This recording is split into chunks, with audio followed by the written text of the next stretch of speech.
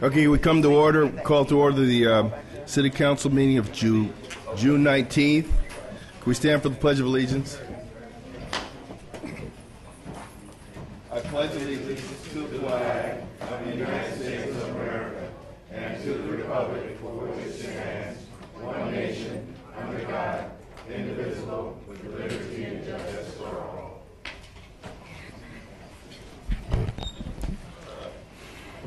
Madam City Clerk, could you call the roll? A quorum is present.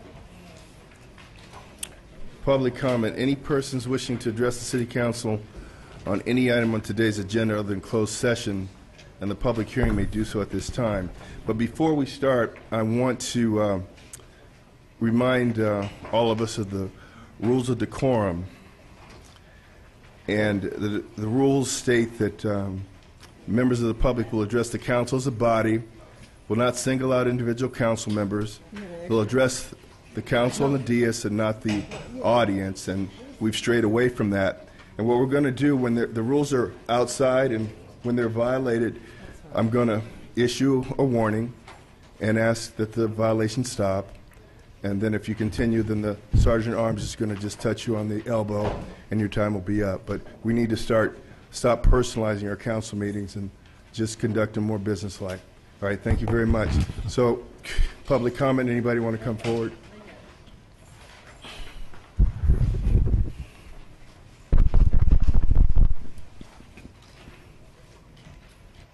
Good afternoon, Council. I want to speak on item C11, initiative by Council Member Judy Dunlap to discuss parking outsourcing RFP. I was here the last council meeting last week, and I have a couple of questions and a little concerns. So I'm a little confused about this item. I recall the motion, and I'm calling it a motion by Councilwoman Dunlap at the time to have a review and discussion about the proposed RFP, and that was on the night of the 12th. That was the motion I remember seeing. Then today, I was notified by some of the city employees that the RFP was let or was put out. And the funny thing I look at, and they gave me a copy, and I had a chance to review the whole thing, so please bear with me for a second. And I flipped through a few pages, and I look on the first page. I look on page 6, at the bottom of page 6, and then the date of the notice was given on the same night that the motion was asked for to have it reviewed and discussed. And I'm a little confused about how that happened at the same time if the councilwoman is asking for a review and discussion, and the contract's already been let out or already been authorized. I don't know what the term you want to use for it. So I'm asking for clarification on that. There was no second and no vote on her motion. I'm sorry, there was no second and no vote on her motion. So the direction to city manager is null and void? No, the prior direction to let the RP went forward. So her request becomes null and void. I just want to clarify that's what it is. Okay. So it becomes null and void. That's where that. And then I look at it also, and again, I was questioning about the scope of the RFP. And in it has this report, and I'm just looking at page 7. It talks about the proposed RFP has an additional section called concessions, but I'm not clear on what that says, but it says that there's upfront money, about $2.5 million that a potential vendor puts up for the bid. In addition to that, it's a 20-year term or 30-year term. And I have a problem, I have a concern about that, the long-termness of it. And again, if there's a discussion about it, I'd like the discussion or review of the RFP ahead of time. And I'm also looking at page 8 where it also says the city wishes to accomplish this outsourced staffing agreement without incurring capital outlay or adding city employees. And lastly on there, it has something about gap analysis. That's just a few questions I have, and I didn't get through the whole report. I guess here's my question, my concern, my request, I guess, is that, again, we'd have liked to have seen and reviewed the RFP before it goes out. I thought that was a motion made by council. I'm hearing you say it wasn't. We'd have liked to have seen and reviewed the scope of that, of the RFP and everything else, and the impact stuff. And again, I'm not sure if we initially had talked about having an opportunity to compete with this bid, meaning the union and the workers, have some creative ideas, some initiatives that would offset some of the things that's in the RFP. It kind of takes away our level field if, in fact, this RFP says here's the conditions on which you can bid on this thing, including $2.5 million or money up front, including bringing the cars, equipment that we have to provide. That part confuses me. So here's what my request is, and you can please, I don't know if you'll respond back now at this point or not, but if that's the case, again, it takes us out of the play. We can't compete if that's what the conditions are. And if that's the case, I'm requesting, asking, can we rescind this RFP, pull it back, review it before it goes back out as listed here? Because to me, it changes the scope of what we thought we were talking about.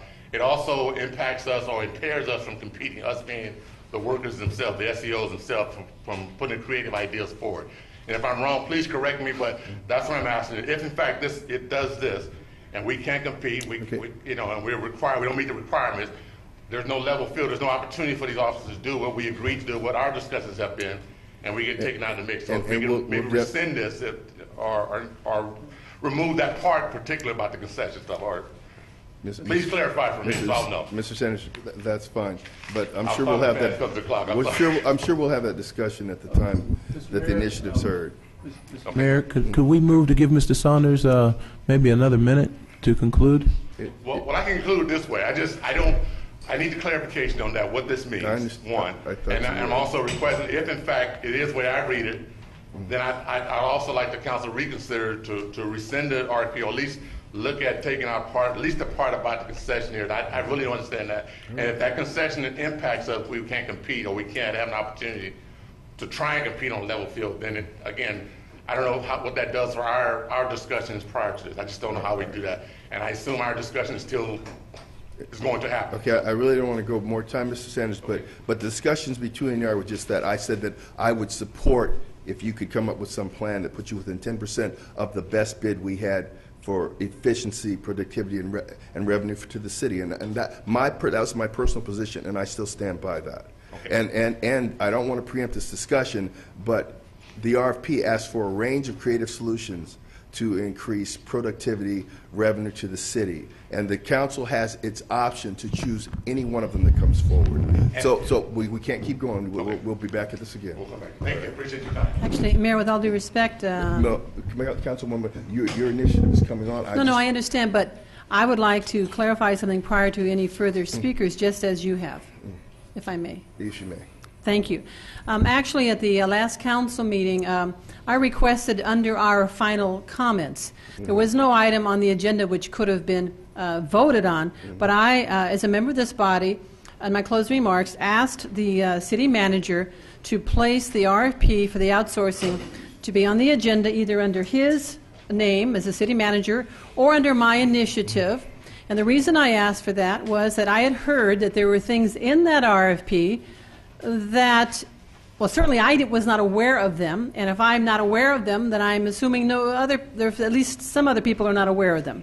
Whatever goes out into an RFP, this council needs to know what's in it. It's critical to our organization that we know what's in these RFPs. And what I mentioned at the meeting was concessions, just as was referenced, upfront money. Well, employees, in attempting to put in a proposal to compete, employees don't have $2.5 million to put on the table, nor can they purchase equipment. And so all I asked was, could we please have a discussion prior to it going out so that I learn what's in it, the public knows what's in it, so we can talk about it. That seemed reasonable. One of my colleagues, in his closing remarks, said, yes, I agree, that's a good idea. Let's bring this back next week and let's talk about it. Well, apparently that's not what happened, and the city manager has advised me he will take full responsibility for sending it out anyway, even though he knew the two members of the body were opposed to it going out without being seen or read. So it's under my initiative. We're going to be talking about it, and I find it very disturbing that something is in there, and we will discuss it when it gets to it. But I want everyone to know it was requested to be held, which is a professional courtesy given to members of this body, just to hold it over for 1 week before letting it out. Two members said, let's do that. It should have been honored. Thank you.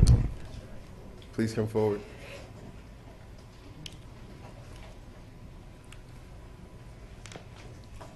Good evening, council members. I would ask that you make sure that your speaker outside is working before you conduct your meetings, because you know what? Last week, those of us out there couldn't hear what was going on when the dance troupe was out there, and just now I couldn't hear what Mr. Buss just said.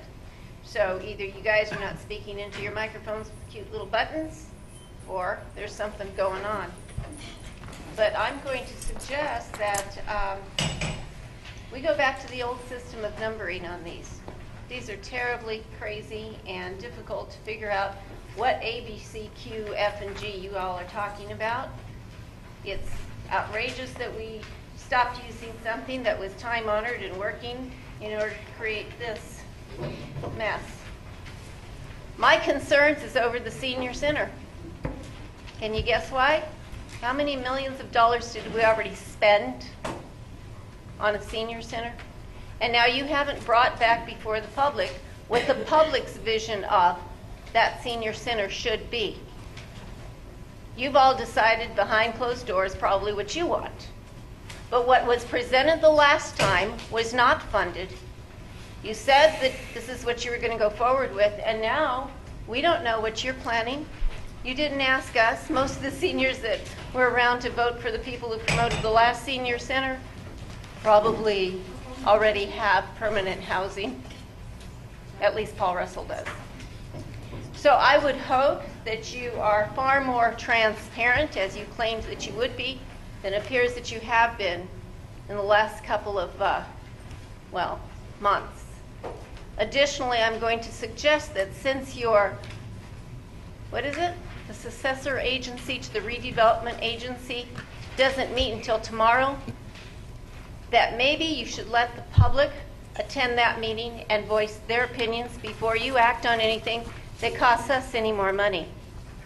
And by the way, 24 hours notice for a meeting that impacts so much property and so many dollars should not be a 24-hour notice, but should in fact have been the Ralph M. Brown Act requirement of a standard 72 hours.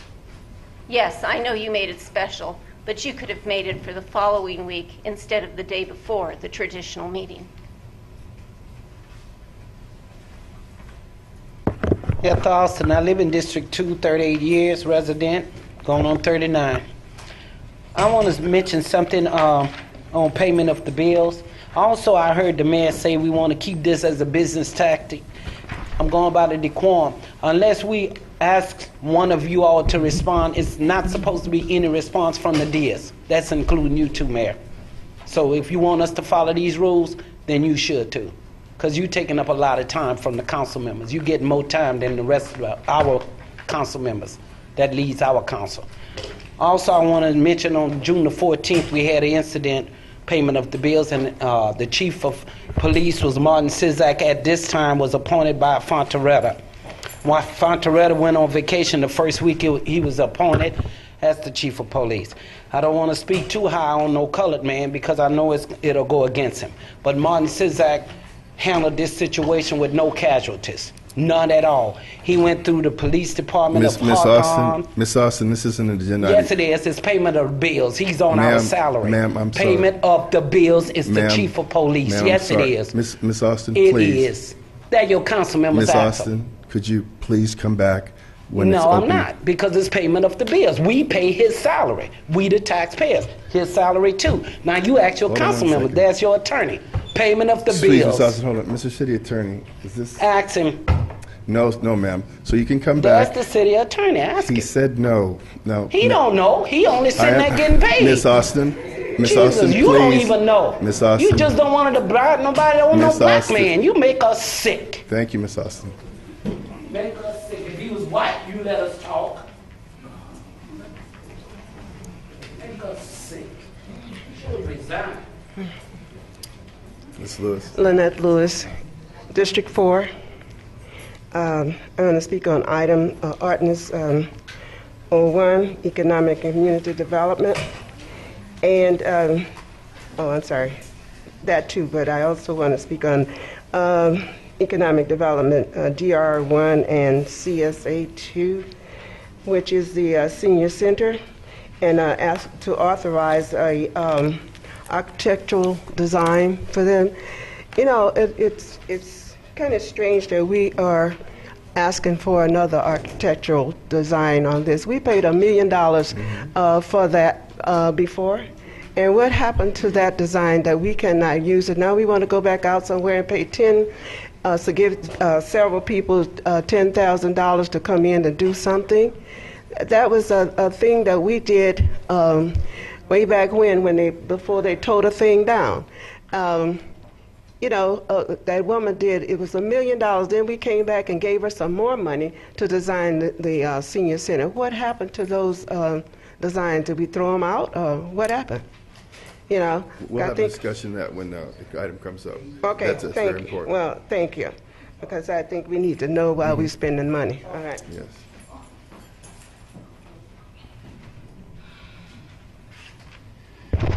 My name is Willie A.G., and I live in the beautiful city of Inglewood. I'm here to speak on DR1, the senior center. The old prints, or whatever you call them, consisted of housing on top. I don't think the new center will have any housing. I think it's going to be maybe one level, and hopefully that I have confidence that it'll get done, because there's a lot of people waiting to see this project completed, and I hope I one day soon be able to go over and tell the people as senior citizen that the project is on the way. Thank you very much. Thank you.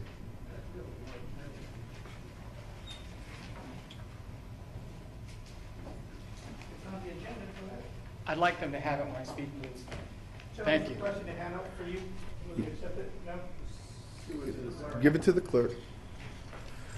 Mr. Mayor, Council, my name is Joseph Texera, and as a citizen of Inglewood, I object to any other official minutes of these meetings being approved until this council and this city clerk cease and desist their negligent and or deliberate falsification of these official governmental documents. At a number of previous meetings, I pointed out that the minutes are regularly and sometimes terribly inaccurate. Some minutes listing only 4 out of the 12 speakers and only 3 out of the 9 of the public speakers that give their names. I pointed out that public comments that are not appreciated by the clerk's office are usually documented in a biased manner or completely omitted. The comments of 19 people opposing the increase on March 6 were left out, but the one supporting comment was documented. And 3 of the first 4 times I spoke here complaining about IPD misconduct, my comments weren't even documented. I've showed that the city clerk's office has apparently tried to hide their mistakes by attacking residents, other than myself, who have complained about the inaccuracy of the minutes and haven't corrected even one of the dozens of mistakes that I pointed out here. And by falsely recording in one meeting minutes that I spoke about a warrant register when I actually spoke about the clerk's terrible documentation of the minutes. And possibly the most incriminating fact is last week I specifically pointed out to the council that item number 127 on the minutes, when the clerk was supposedly documenting the mayor's apology to me, the clerk's documentation was not only blatantly inaccurate, but appeared to be deliberately fabricated in an attempt to give the impression that I was in some way at fault for complaining about IPD misconduct in these meetings. The clerk documented on item 127, quote, Mayor Butts also indicated disappointment in the way Mr. Texera inquired about the service he received that was handled by staff and the police department, unquote. Now the mayor, the council, the clerk, the public, and myself know, and the city's own DVDs prove, the mayor never said that. In fact, when I quoted those minutes, I looked up and the mayor's face was contorted like he didn't believe, or was trying to give the impression that he didn't believe that the minutes actually said that. However, even though the mayor, the council, the clerk, know that the mayor didn't say that, and even though the city clerk was sitting only 15 feet away from the council, probably with the draft of the minutes within her grasp, no one on the council took 5 seconds before approving the minutes to ask the clerk to confirm or deny that this fabrication was in the minutes. And you didn't hear a peep from the clerk either then or probably now about this misleading passage that I pointed out. So I provided the council a copy of the May 22nd minutes that is inaccurate and fabricated, so that none of you can ever deny that you know that you approved official minutes with inaccurate and or fraudulent content. Thank you, Mr. Texera. Madam City Clerk. Yes, I would like to say something, but I want to make this real clear with this gentleman, because he comes here on a regular basis, and if it's not the council, the mayor, it's me, it's the police, everybody's at fault. But I think at this case, and I'm going to take another look at the tape, but I think maybe possibly, I think it was misworded. But just if we do make that change, like we made one change tonight, if we do make that change, just because you come to that podium and you rant and rave, that doesn't move me. I want to be as accurate. Sir? I want to be as accurate as possible, but I don't want him to think that he could just come here and he's just going to bully, because I feel like he's a threat. I mean, he comes here like what he said the last time he came. He said, "You better change it."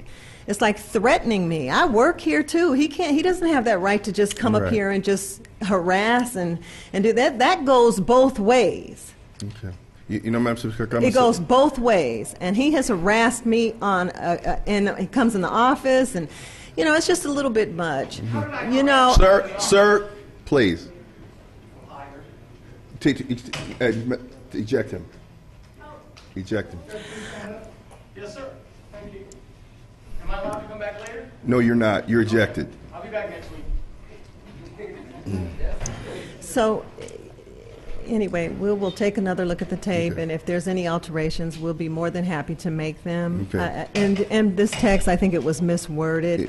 I think it can be some correction to it, and we don't mind doing it, but I just don't want him to think that he can bully me or anybody in this office. Okay, Madam Clerk, I will agree that this is misworded. That isn't It's the wording that I misworded. used, but I don't believe it was deliberate. But I want to make a point. We have really gotten to some type of thing with some of our members where they think it's okay to go back to your seat and yell out and show your displeasure, and that's not going to be tolerated anymore. It's not necessary. We have a forum where people can speak for up to 6 minutes at any council meeting. Use that time. If you're angry, be angry outside. But we got to stop this. We really have to stop this. And that's why Mr. Teixeira was ejected. Sir? Good evening, Mayor, Council, staff. I'd like to start off with the consent calendar that I spoke on from last week as far as consent calendar number 5, Public Works, transferring $20,000 from the Fleet Service Machinery and Equipment account to the Fleet Service Specialist Expense account for auto parts accounts to purchase emergency equipment. Like I said, I thought that's kind of like ridiculous to move money from one account to another account to buy what the initial account is supposed to be buying it for. That's kind of ridiculous. But I wanted to let you know that I spoke on that last week, and now it's up for an adoption. But I want to speak on the initiative as far as the RFP. And being that the RFP is, I may be out of line for where I'm going with this, the RFP is more or less about outsourcing jobs. And the problem I have with that, you're talking about outsourcing jobs, the playing field is not fair. And then looking, say, over history as far as, say, the last couple of years, how there have been jobs that have been created, and now you're talking about eliminating jobs. I mean, people that are in positions that were actually presented, and I think I brought it to your attention, say, in the past, about creative positions and how top-heavy we are here on the 9th floor. And then there are other positions all over the city that I think it's a waste, because there are some people that's collecting a paycheck and they ain't really doing nothing. It's like this. If we're going to be fair about outsourcing, let's start at the top and come all the way down. Let's look at who's actually needed, whose jobs was created, and why they were created. Because if you're creating jobs just because, say, for instance, somebody say, I need this person, and somebody's already in a position to do it, then, hey, somebody has to go. And it shouldn't be the people down here at the bottom. Let's see, what else? All we're looking for is a fair playing field. And when it comes to eliminating positions, I think we should start from the top and go to the bottom. Thank you. Thank you, Mr. Watson.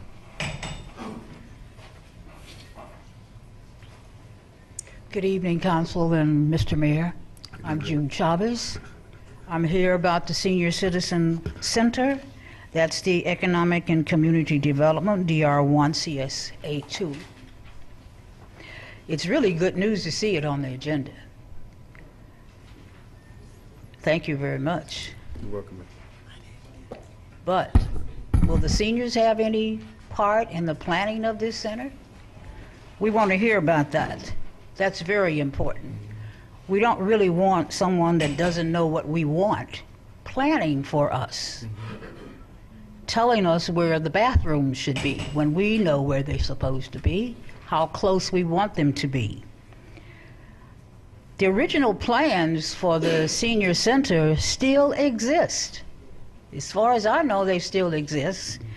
So I couldn't understand why we were coming up with proposals for new plans. Is there an answer to that, Mr. Mayor? Ma'am, there is. I really don't want to preempt the report, but in a nutshell, it But was, we will hear it about was it. never funded, and it included components that were not consistent with our funding sources. So the plans, though they exist, are unusable. Why? Well, see, now we'll You don't want to go into that, but well, we I mean, will no, hear about it. We will hear about it, There's going sir. to be a report, and then we'll have that discussion. As there. long as we hear about it, Of course. what you're doing, I think it will satisfy some of us. Of course. And we hope that see this on the agenda again, because I'm thinking that it should be on the agenda every council meeting so that we can see the progress that is being made. Thank you very much. Thank you.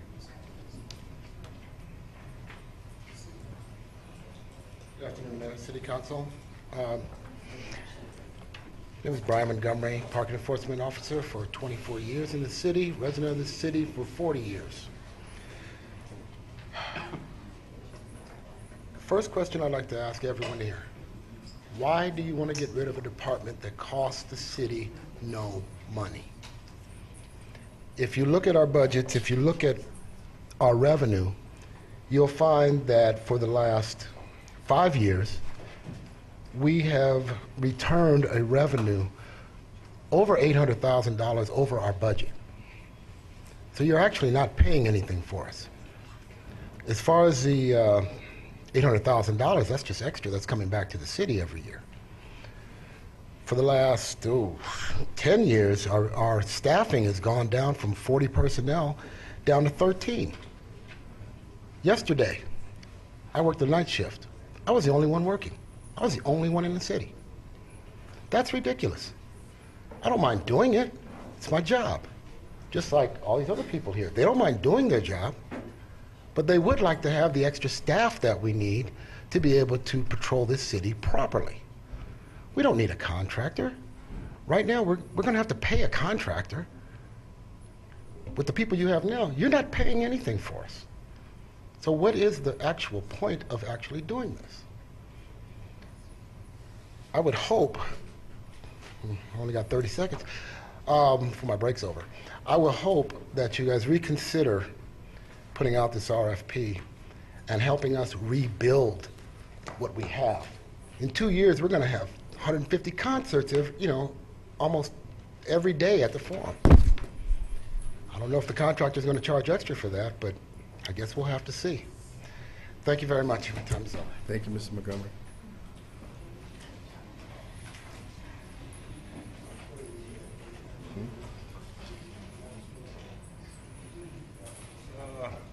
Good evening, Mayor and Council staff. Ronald Davis, 2nd District. I would like to also ask that we take a hard look at farming out our parking. As a resident of Inglewood since 1980, I come to have a feeling that your city's infrastructure works for you, not on you.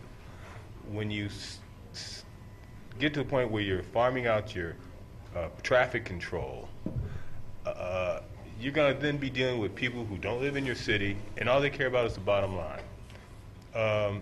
You think the ticket prices won't go up immediately because they're in there to generate revenue.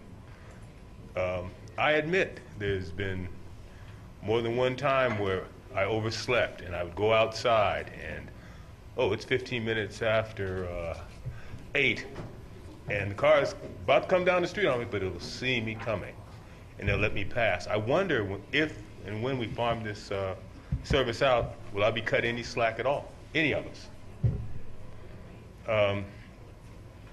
I've only heard rumors.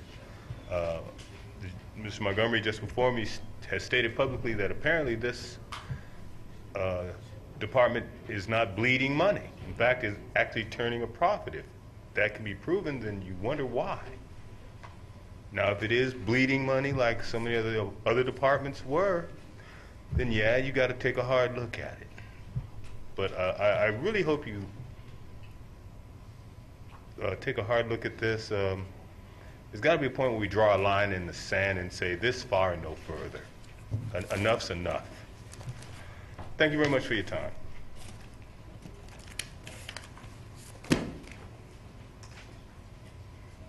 Good evening, all. I am Carmen Hayes, and I am in the Code Enforcement Division, but I got my start here in the City of Inglewood in the Parking Enforcement Division. I come from a group of hard-working individuals that deserve and need to keep their job here. As they say, you start here, I want to, and I want them to finish here. We come from a good group of people. Instead of getting rid of their department, I believe that more effort should be put into getting more businesses here in the City of Inglewood. Downtown, I have never seen it look the way, you may as well have tumbleweeds coming through there. There's nothing down there to shop for. I don't know what the plan is for downtown, but it could be resolved, our problems could be resolved if you had something to come here for. At one point in time, the City of Inglewood was a very bustling city. You could come here, you could shop, you can be entertained, you could meet your husband, you could do something here, then just come here and shop for junk. Okay, I hope I've made myself very clear on that. So instead of getting rid of a department that brings a wealth of knowledge, of understanding of its community and its folks and the rules and the policy here in Inglewood, they deserve and need an opportunity to stay, be heard, and be paid for what they deserve, and that is a chance and a paycheck. Okay? Please do not get rid of the Parking Enforcement Division. They're my friends, family, and I will stand strong with them. That's why I'm here. Please hear me. Thank you.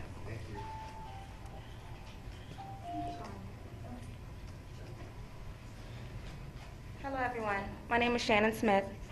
I'm a Special Enforcement Officer. I was here last week. I think I'll be here just about every week until we come to a resolution. Once again, we're here for the reason of the fact of privatizing the SEO unit. We're professionals at what we do. You can take, for instance, on Thursday, the Burlington Coat Factory incident. It takes maybe 1/10 of a second for us to do our jobs. And once again, we are professionals at what we do. There is not one floor, one story in City Hall that does not require our services. Not only that, but piggyback on what Brian said, we pretty much pay for ourselves. We went from a unit of 40 SEOs down to 11, and out of the 11 people, we still bring in $3 million a year. We write $3 million worth of citations a year with 11 bodies. So if we double that, there was a point where we wrote $7 million a year with proper staffing. However, I think it saddens me when I have a lot in my head prior to getting to this podium, but once I get here, I get a brain freeze only because we're all hard-working individuals. We really are. And the unfortunate part of it is, and this is not to make excuses for our unit, however, we have poor management. We've been bounced from department to department to department, from this supervisor to that manager to this person. We need structure. We really do need structure. At the same time, if you're going to if you want to contract our unit out and it comes back to give us the opportunity to do what you're going to bring somebody else in here to do. I think it's kind of crappy for you to want to have the idea to bring a contractor And to pay a contractor, eventually you might get this 2.5 lump sum then, but every year thus far, you're going to have to pay for something you're getting for free. I think that's ridiculous. We're providing the service, not just in the aspect of writing citations, but you didn't take into consideration on Thursday, we stood for 6 hours in Purell and Crenshaw providing traffic control. No citations was written on that day. No citations was written down that day. However, but we're here because it comes down to numbers. It comes back to citations. No one takes in consideration. Some days we don't write citations. We don't, because we're providing traffic control all day. Whether it be a homicide, whether it be a traffic accident, whether it be an oil spill, regardless of the situation, we're still working. However, when we get in these meetings, of course, we look at a piece of paper and everything, it has a list of us down. And it comes back to citations. No one takes in consideration that we do so much more than writing citations.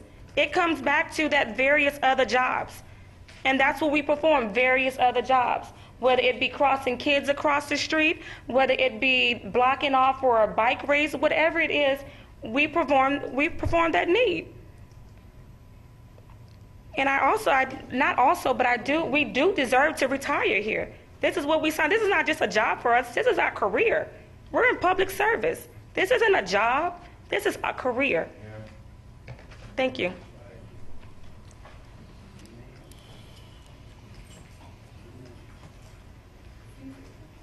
Mr. Mayor and council members and staff. Once again, I'm here also to speak on behalf of the SEOs and the importance that they have brought to the city of Inglewood. I've raised all 3 of my kids here. Now I'm raising my grandkids here, and they do an outstanding job. The tickets that they write it's revenue that the city needs. We know this. But when you impede that by giving them extra duties that take away from the revenue, then that makes it pretty hard for them to make that quota or meet that budget factor that the city needs or requires for them to achieve. Like they said, they went from 40 down to 11. Well, I think it's less than that, actually. Like Brian said last night, as I was leaving, we had an emergency call. We finished our call. Brian was the only one available last night, working.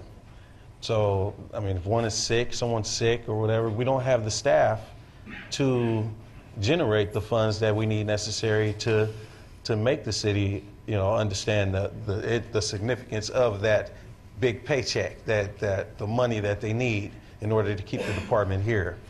Outsourcing the department in all of our minds basically is not the answer. I believe honestly that with the union, the city and the union can come up with an agreement that will satisfy everyone. I'm pretty sure we can. I'm positive that we can.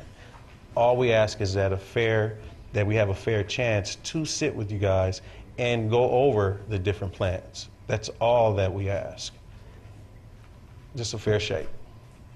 Thank you.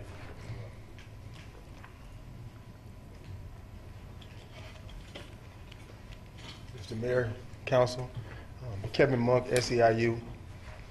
Pretty much everything has been said.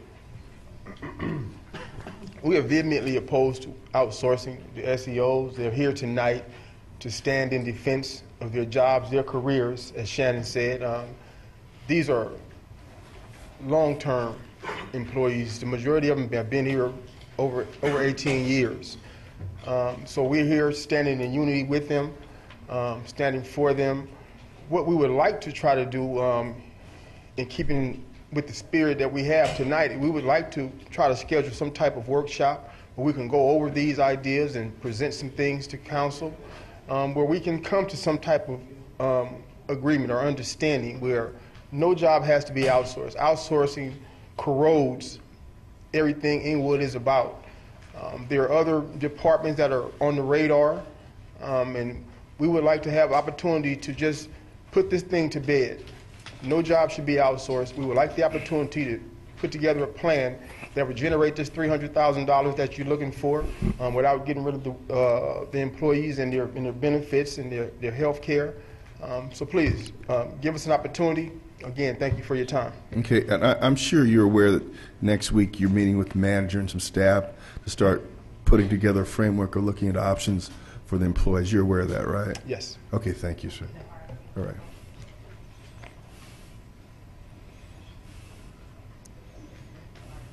All right, we'll close public comment. Item 1, CSA 1 and H1. Warrant registers. Move allow payment of the bills. Madam City Clerk. Excuse me. Mayor, I would like to make an announcement regarding the warrant register for last week.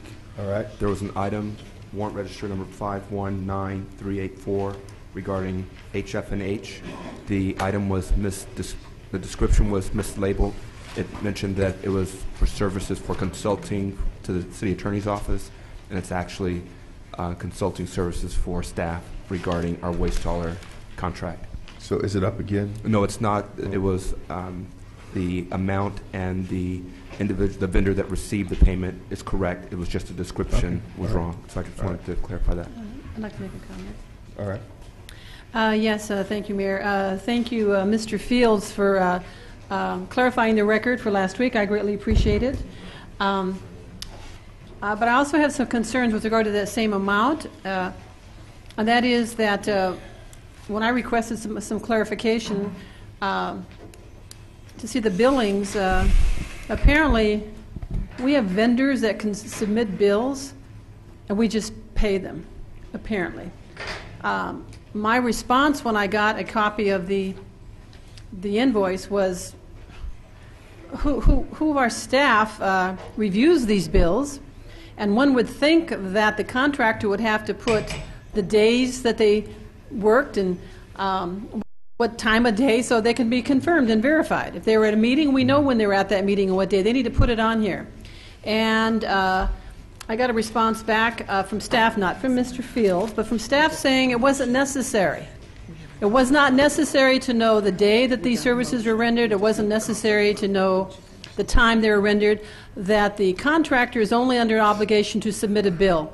Well, you know what? I'm not interested in the obligations of the contractor. I'm interested in the obligations of us as stewards for taxpayers with regard to your money.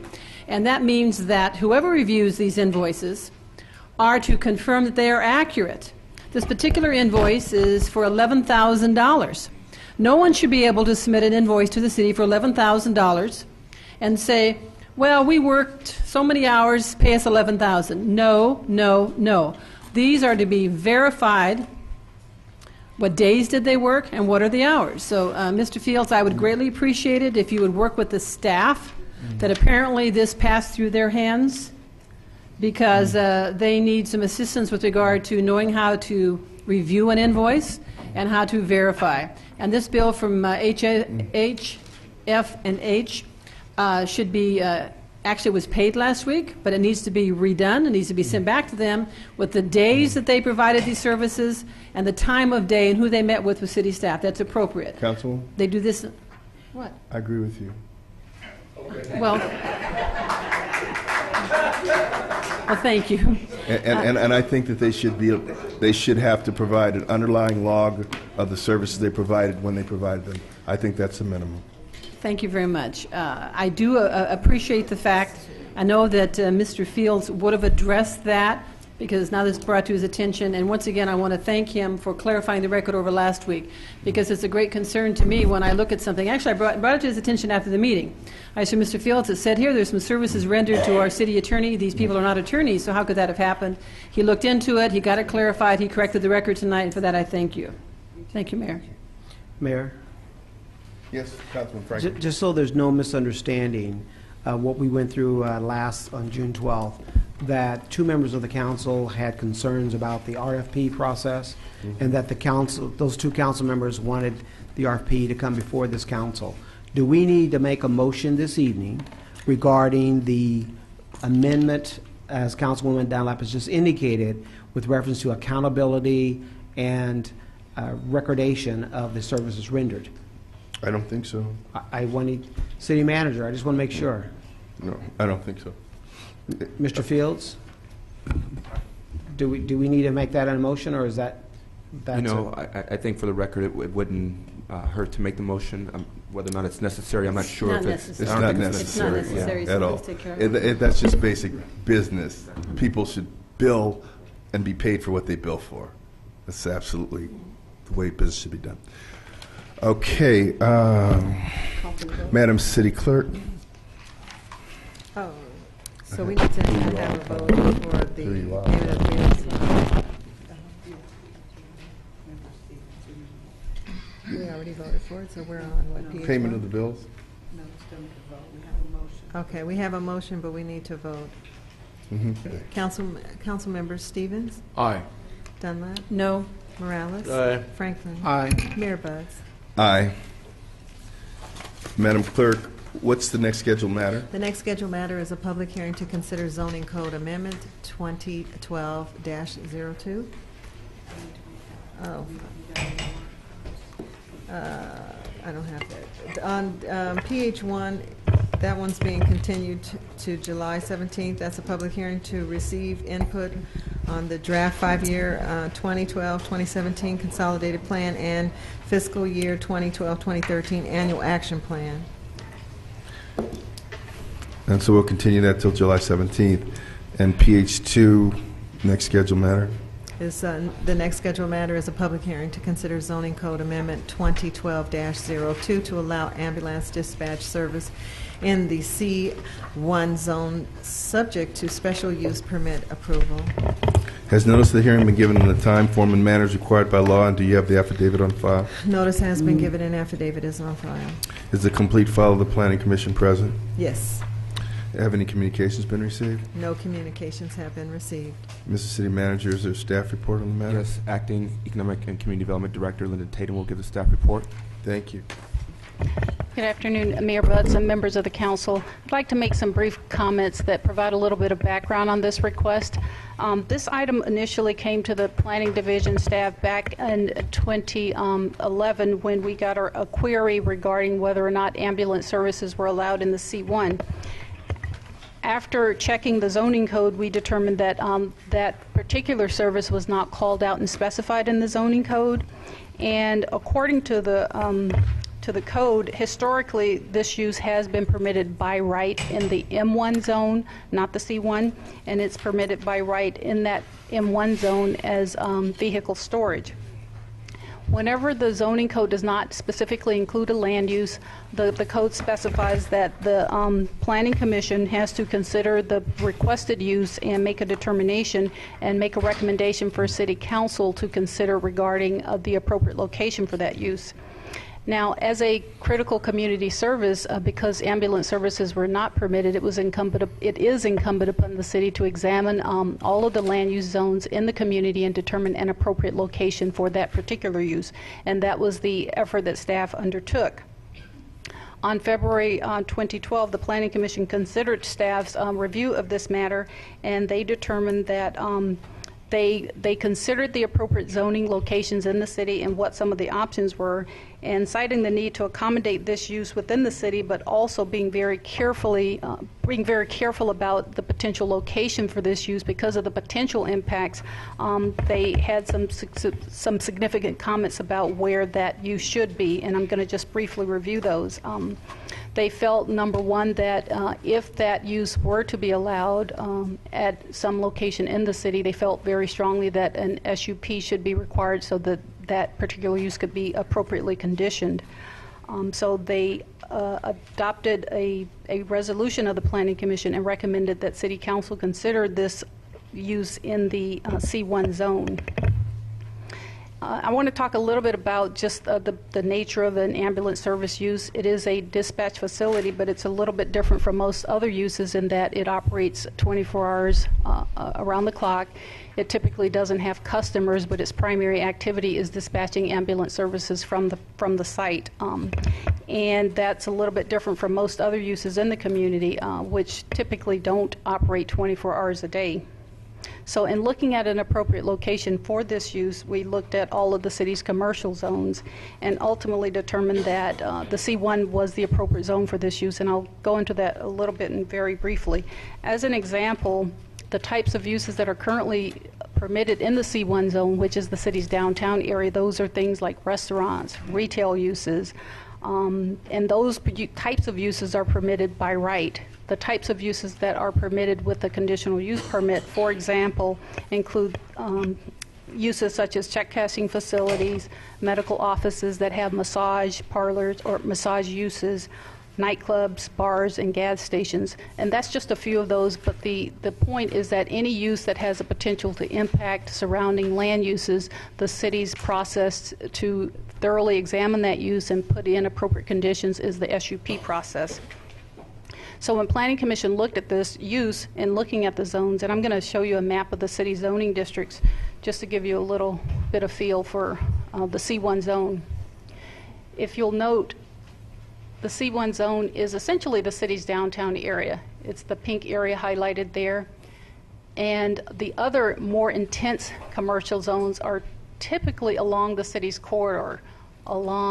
This is Manchester Boulevard, this is Imperial, this is Florence along here, and of course this is La Brea and Prairie. So it's not really clear here, but what you can see is that along most of the city's commercial corridors, the lots aren't very deep and they back up to residential uses. Unlike the C1 zone, which while it does have commercial or residential uses surrounding it, the C1 zone, because of the downtown uses such as the courthouse, the civic center, a lot of the office buildings, it's a little bit different from some of the commercial quarters, whereas you don't have the shallow lots which all back up to residential. So in looking at these factors, looking at the fact that downtown does have a very high daytime population with the offices, the courthouse, the civic center, it also has a couple of senior citizens facilities that we thought the added benefit was that that location provides fairly quick emergency access to those populations as well as that significant daytime population that doesn't exist anyplace else in the city. So we thought that was another factor that would contribute to why C1 zone was probably more appropriate than some of the other locations. So with that in mind, Planning Commission approved the resolution recommending that the council consider amending the code to allow ambulance service uses in the C1 zone. And really briefly, I'm just going to walk through some of the concerns that they felt were really important to consider as a part of the SUP process.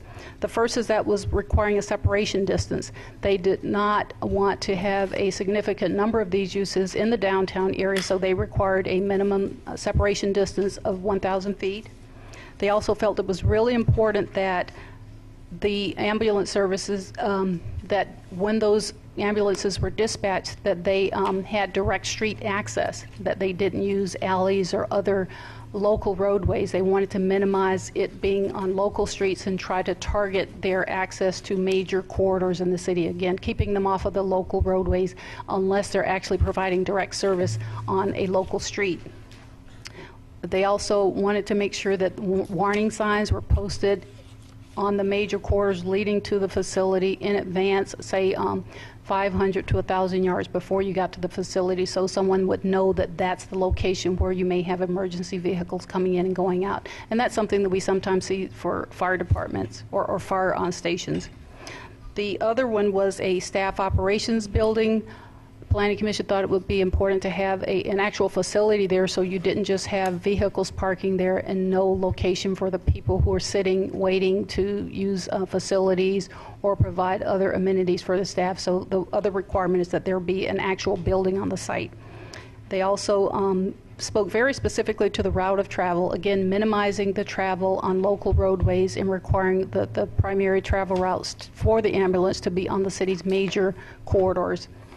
And lastly, very specifically, they were concerned about the potential for the siren, the noise from the sirens to impact residential uses or other uses in general. So they had a specific condition regarding limiting the hours of operation to from between the hours of 10 p.m. and 7 a.m.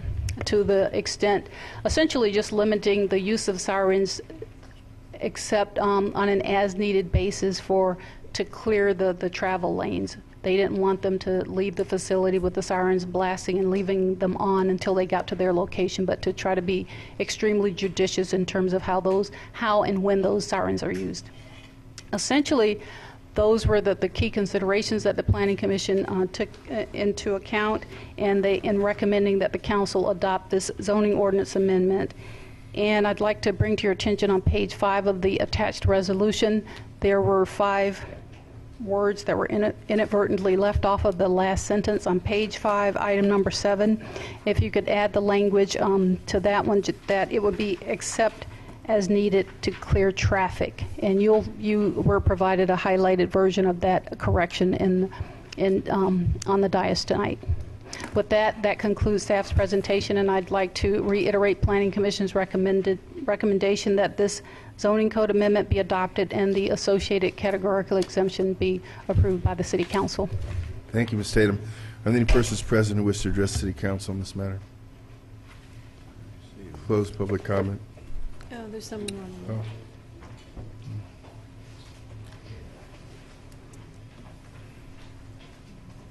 Good evening, Mayor, City Council members, staff. My name is Fred Kresbach. I'm attorney for McCormick Ambulance, who currently provides 911 ambulance service for the city of Inglewood. Yeah, speak in the microphone, please. I'm sorry. I am the attorney for McCormick Ambulance, who provides 911 ambulance service for the city of Inglewood, LA County.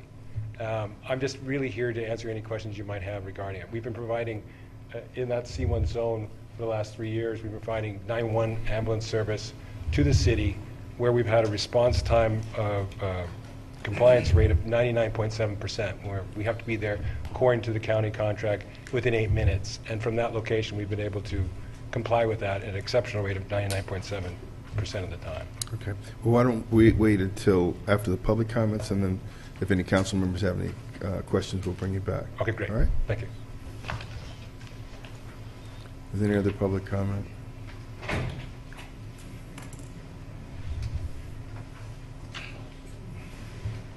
Frank, District 4.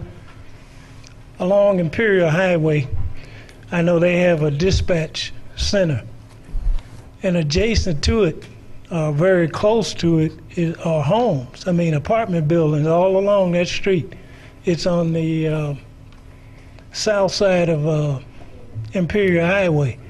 And I would hate to live in an apartment along that area and have that siren take off, especially during the day when there's heavy traffic blaring. I mean, man, they don't get no rest. If you work at night, you're in trouble, big trouble. So I think they need to go back and look at this thing again. That's Imperial Highway. I believe it's between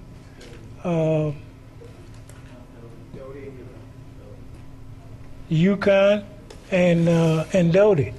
Yeah. Thank you.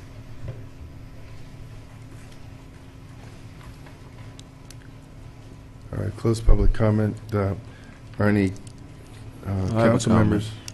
Councilman Steele? Yes, sir. Thank you, Mr. Mayor. Representative, I'm familiar with your facility at Hillcrest and Manchester Boulevard.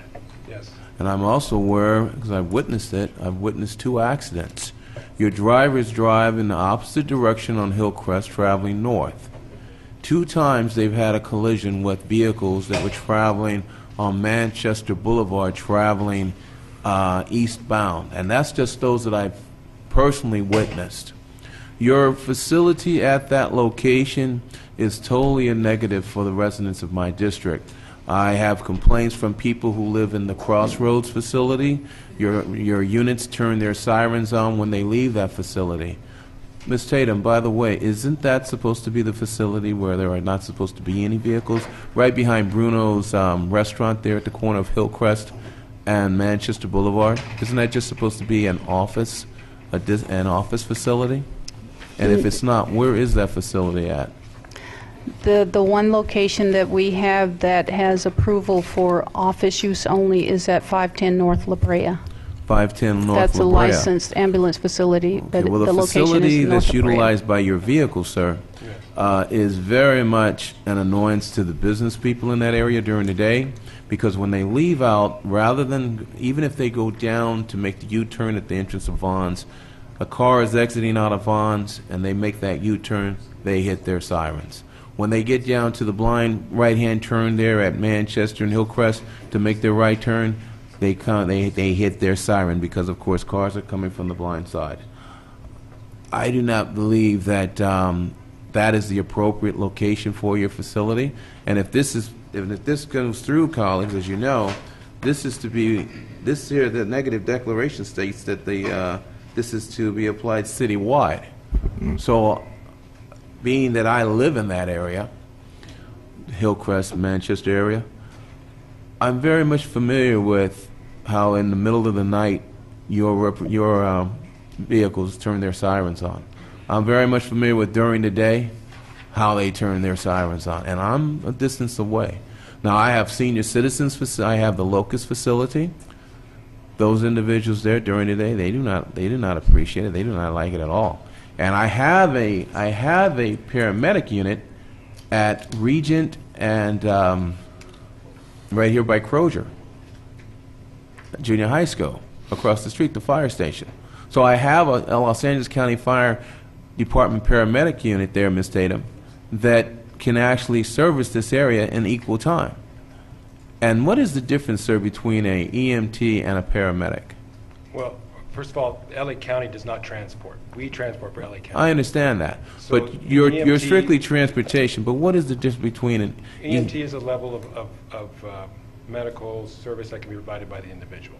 So when an EMT one would be the basic ambulance provider, an EMT two, a paramedic, would be an individual who would be able to give narcotics at the That's behest correct. of And that's higher my medical point. authority. And that's my point.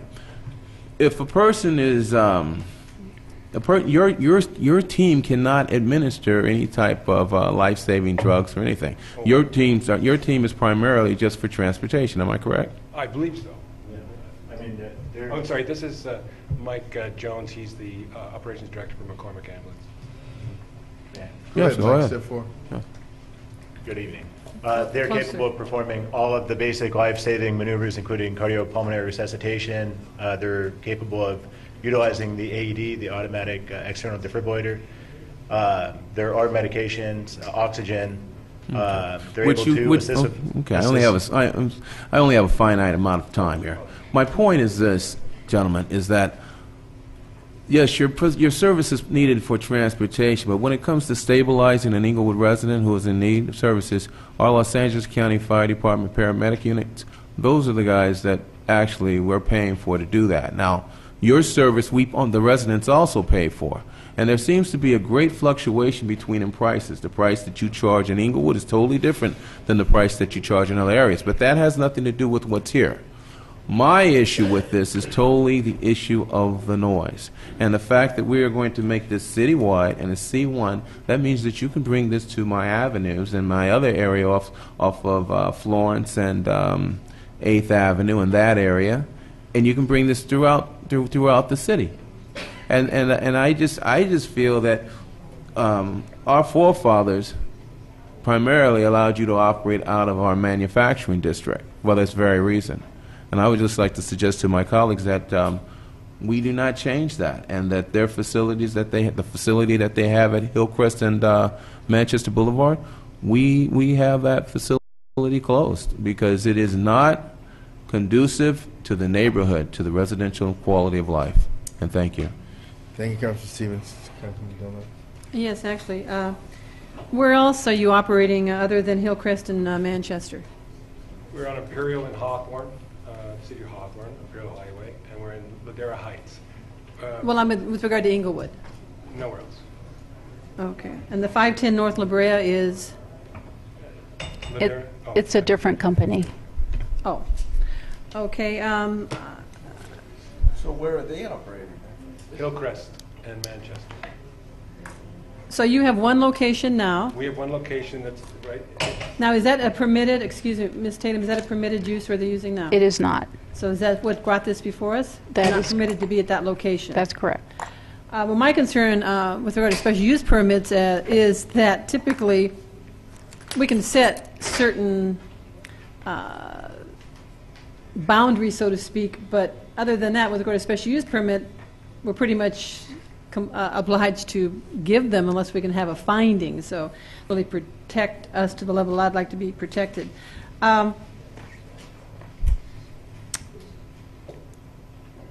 I'm concerned with my colleagues' comments regarding pricing throughout LA County, so I'd like to have that anyway at some other point in time.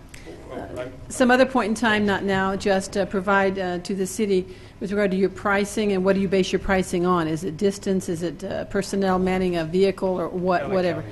So if you just get that to us for future reference, because you are servicing our community under contract with LA County Fire. I don't have any personal concerns with regard to that location because it's not in my district, but my colleague has spoken with regard to how it affects people who reside in his district. So I take that seriously. I do, however, agree with his statement with regard to the M1 by right in the past. I mean, it makes sense that it's not around any kind of housing. A question, Ms. Tatum, did LA County Fire weigh in on this matter with regard to a need? No, they did not. So LA County Fire, who is it that makes the request for the transport services? It is the LA County Fire Department. They contract with various ambulance services. Right, so they're the ones who actually make the call to the ambulance services for the transport. And yet they did not weigh in on this matter. Well, we didn't request information from them regarding the location. We communicated with them regarding the standards for siren use and the like, but not specifically about this All right, well, location. one would think that this would be of interest to them. I'm going to state that I don't feel comfortable approving this this evening. I'm not planning on doing that.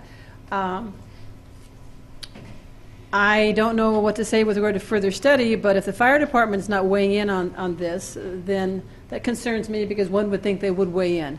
I mean, if I were told that the response time is it's too long based on the location, I'd be greatly concerned because we have a very large senior population scattered throughout the city. So that would be important to me with regard to location, but I've not heard that. I would actually like the fire department to weigh in on this matter before it's brought back to us. So that, I think that, yeah, that. If I may just address Councilmember Stevens' comments. As far as turning left when they're leaving, they haven't, I believe they've been instructed like 3 months ago not to do that anymore, nor turn on their lights while leaving the facility. Sirens.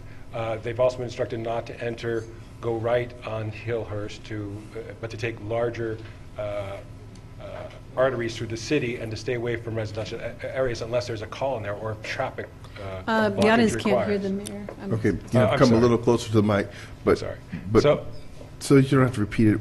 I'll give you a chance to come back to that because I'm going to ask some operational questions. Okay. That way we avoid the redundancy. All right. Councilman Morales. Thank you. Obviously, having ambulance transportation has a significant value to any community.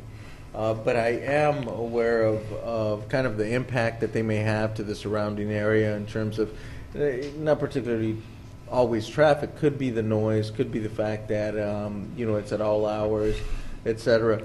I would like to know, Ms. Tatum, if perhaps other spaces in the city were looked upon in terms of options. For instance, I'm thinking of areas right now in the city and west of La Cienega, in our industrial area on the I guess west of the 405. There seems to be some spaces available, and there's actually no residents on that side, and it seems like there's significant arteries available for them to be able to move around the city. Obviously, we don't want there to be no capable ambulance travel in the city, but at the same time, if there has been phone calls which kind of point out to some impacts that exist, then we, to a certain degree, we need to pay attention to it, or we need to devise this plan to have some sort of recourse where we can turn back the clock. On your end, I believe that would be difficult for you to accept, in the sense that you need to be able to plan and see where you're going to go in the future. But since this is an issue that we're trying to decide for the long term, I tend to agree with Councilwoman Dunlap that the fire department. There are some questions that perhaps can be answered here. Maybe you've asked, but the sense of where they see in other locations, how far the transportation is it necessary to have them centralized outside of a certain radius? What is their opinion? Those are important facts. At this point, I'd like to see it continued as well, just because I don't want to say no, knowing that it's a use that's extremely important to any community, but at the same time, I want to make a decision that you could live with and plan into the future, and we would be able to accept for the community. So that's where I'm at on it, Mayor. Thank you. Thank you. Councilman Franklin? Yes, thank you, Mayor. I have a different take, and I want to reach out to the planning department, because I did another cursory over the report. I saw no mentioning of a specific residential location of a McCormick facility. I saw that the staff said that the Planning Commission there was no policy in place, and therefore they then reached out and with staff's recommendation that they adopted that the area should be in C1. So I've heard colleague in District 1 say specifically about a particular location. I've heard a resident in District 4 raise the issue involving the McCormick dispatch location off Imperial Highway between Doty and Yukon, which is in the city of Hawthorne, but yet I'm 3 blocks away from there, and I hear it as if it was in my front door. So I understand there's a need of it, and that's why I'm raising the issue about it's the fire department that makes the determination, and I have several fire stations, one in Inglewood and one outside of Inglewood by LA County, that faithfully responds into the District 4 area of the city of Inglewood, particularly the one off 120th and Crenshaw by the Hawthorne Airport, and then the one that's currently at 108th and Crenshaw, and even I can consider the one at Lenox Boulevard between La Brea and Prairie. But these ambulance services are needed. Yes, it may be some inconvenience, because I hear them, but it's for, if it was your life, what would you say? And so, in following your comments on your staff report, where there was issues involving the sirens, and I just want the audience to know, it said staff contacted the Los Angeles County Fire to determine if they have standards or policies related to nighttime siren use for emergency vehicles. The county indicated that their policy is to always use both lights and sirens for every emergency. For every emergency. And so whether we're going to try to restrict them from 100 feet from the site, it's what is also safe for the drivers as well as for getting to that person that has that emergency need. So I hear my colleagues, but if it's a specific site, I think we ought to identify with a specific site. But for tonight, when you're talking about C1 zones, I'm considering the major boulevards such as Crenshaw and Imperial Highway and Century Boulevard, Prairie is all part of that C1. Am I correct? No, if I could point you, let me clarify it. If I could point back to because I'm looking at the purple that's up there. Let me point back to the map. The proposal that's before you is to consider allowing it in C1. In the city of Inglewood, C1 is only in the area that's pink. That will be the only location that it would be permitted. I can't see the pink from here, I'm sorry. Oh, okay, it's within that white outline here. Yes.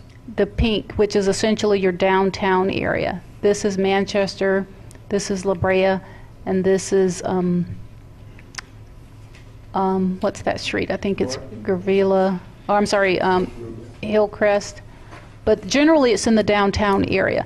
We did consider, to your earlier comment about where else it will be allowed to be located, the reason we thought that I think we started from the point that because your code can't prohibit the use and it has to allow it someplace, we know right now that it's allowed by right.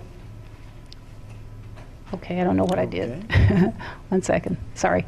We know that it's allowed by right in the M1 zones. And as you've pointed out, the M1 zones tend to be over here west of the freeway and along Florence. So right now, any ambulance service use could go in any of those areas by right. The point that we were trying to consider is that aside from the M1 zone, if in order to accommodate their service response criteria, if another location in the city was appropriate to consider, we looked at where it would have the least impact. And when I say least impact, we consider from a noise perspective, and primarily it was regarding whether or not that area had surrounding residential. The downtown area seems to be today the area that has the least amount of residential. Because if you were to allow it on any of the other commercial corridors, Manchester, Prairie, Crenshaw, La Brea, wait, that's Prairie. This is Crenshaw over here. The feeling was that in all of those cases, in all of those corridors, they literally back up to residential. So we were trying to minimize the potential for it to affect residential, and the thought was that in the downtown area where you have the fewest amount of residential, it's not completely free of residential, but again, relative to all of the other corridors where you have residential that they could go, we were saying let's limit the potential impact. So that was the thought behind saying only C1, which means that if you were to approve this code amendment, an ambulance service could not come and ask to be located anywhere other than in the C1 area that you see here on the map. Okay, thank you. Your document says citywide. Your negative declaration says citywide. This is project location, citywide. And the guitar store, 5th Avenue, Manchester Boulevard, is C1. What that means when it says citywide, it means that once the ordinance is adopted, the ordinance is a citywide document. The action itself that's being proposed is not. It's specific to as it's specified in the application, which is to change to only allow this use in the C1 zone. So it would not be citywide. But the Goodyear Tire Store, 5th Avenue, Manchester Boulevard, is C1. Okay, I know that because I was proposing to place a library there. So how is it that, how would this, you're saying this is citywide, I don't understand. You're saying that it's isolated to this area. Correct. The environmental document just means that the project and the code itself applies citywide, but the specific proposal that council is being asked to consider is to change the code to only allow an ambulance service use in the C1 zone. And that's the only location that that particular type of service could go, other than, as we mentioned before, in the M1 zone, which is where it's already permitted by right. So, Ms. Tatum, if I could just for clarification, it's just the pink zone Only, right in the middle? That's correct. There is no C1 zoning anywhere else in the city other than, and I'm saying generally the downtown area, but only that pink area. You mentioned Hillcrest. It's only the area of Hillcrest which starts at Manchester and goes to, Market? Because that's the only area that doesn't back into residential. That's generally correct. And it's not limited, though, whether or not, it's not limited to whether or not you back up to residential. If the property is zoned C1, once we adopt, if you adopted this code, it would be allowed in any C1 zone. But specific to your question, that's generally in that area there along Hillcrest. Right. It doesn't go any further than that. And you can't see the streets here clearly. But if you continue and bring it back, we can provide some more detailed map so you can more clearly see that area. All right, if that's your desire. I've asked to have a little bit of my time. Yeah, well, just a minute. I just want to state, Ms. Tatum, now that you've added more clarity, I have more reasons to be opposed to its adoption, and that is, you talk about the pink area, C1 downtown. Let me just say that we have a site, the D3 site, the Duckett Wilson site, all the downtown we own property. There are people who are interested in putting in mixed use. Mixed use means housing over retail. For those people in the audience, if you've been down Manchester, down by, is it Lincoln, where all that, they tore out that hotel and put in those great apartments and condominiums with the businesses along the front. It's really very nice looking, and we're hoping at some point in time to do that in downtown. So another reason for us not to support that is we are looking maybe in the future to have mixed use, which would be housing in downtown. Thank you. Well, so that's good. So she didn't waste a minute of my time because that's kind of my point. I want to ask the operational. I forgot your name, sir. Mike Jones, Mr. Mayor. Mr. Jones, first of all, just for clarification for the public, paramedics stabilize, you come and transport, is that correct? Not completely accurate. A paramedic's capable of doing invasive procedures. It's advanced airways, endotracheal tubes, King airways. EMTs can use oropharyngeal airways. So it's different equipment, but they both provide oxygen avenues. But paramedics are capable. The point I was making is the initial call is to LA County Fire for the call as opposed to McCormick's? No, sir. We receive the call simultaneously. When they receive it on their MDT, their dispatch terminals, we receive it in our dispatch terminal at the same exact time and respond to the same exact emergency. If you arrive there first, you begin life stabilization efforts? Yes, sir. Okay. Absolutely. Okay, so now you said operationally you make your 8-minute goal 99.7% of the time. Is that right? Yes, sir. So what is the operational advantage to move you there into the heart of downtown? I believe it was Councilman Franklin that was identifying the different fire stations in the area. You have Fire Station 172, which still has a coverage area but is not currently being used, which is on the north end of the city. There's Fire Station 171, which is identified just adjacent to us. Fire Station 162 is actually in Hawthorne, adjacent to the airport. That's not response-wise impacted except north of the 105 freeway, the 115th, 116th section. There's Fire Station 170, which was identified on Crenshaw and 108th. There's Fire Station 18, which you identified, which is actually a Lennox paramedic assessment engine. All of those areas, if you go based on this location, all of the people in the community are actually better served from the central location for response times. It's a shorter time to get from there to there, there to there, versus having someone come from on the city, limits, and then responding all the way to the other end of the city. It would be at a disadvantage, a complete disadvantage. It would be extended, and there are calls, where you don't have time to stay on scene, where you need to load and go. You need to load the patient into the ambulance, respond to the nearest emergency room for that life-saving intervention. So you feel that this location would afford you greater operational efficiencies to have quicker response time? With 100% certainty, the citizens are better served from this location. Okay, well, obviously you've done modeling. So, in the modeling that you've done in having this dispatch location, what was the impact on the volume and the number of calls that you have experienced servicing here in Inglewood? What would be the time implication if you did modeling? Obviously, it would depend on where you would go. We know that I did a 13-month sampling before coming here, and the numbers that Mr. Krebswalk had mentioned showed 99.7% response time compliance, which means, that's phenomenal. Your next step is perfection, which we always strive for. And so you have to understand, part of our concern is that if you have a dispatch center and then we have housing in that downtown area, then those residents are impacted every time you go out, because I don't believe that you can dispatch and say we're not going to turn on our red lights and siren until we cross a certain intersection. I don't know of any emergency response service that has a policy like that. So that's not realistic. And so we have to decide on what the trade-off's going to be for the additional operational efficiency. So what I would like to see, because I'm going to vote to hold this over, is the modeling that you've done based on the volume of calls that you handle in our city, the volume of calls that you would expect to be dispatched from that location, so we'd have an idea of how many runs you'd expect to emanate from that location and what impact it would be on your response time and the life time service to our community. Okay? Mayor, I have one quick request. Councilman Morales. If the response times and how he was graded at 99.7, do we have any other ambulance companies in the city? We currently have one licensed operation, and that is located in, it is permitted by right. It's in the 1021 West Arbor Vita. I was just wondering if they had a similar study and we could make a comparison.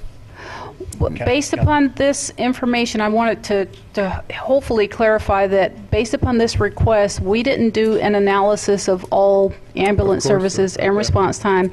That the question that was posed to us is that given that we're an urban city of a fairly sizable population, is whether or not our zoning code should accommodate this use, and if so, where.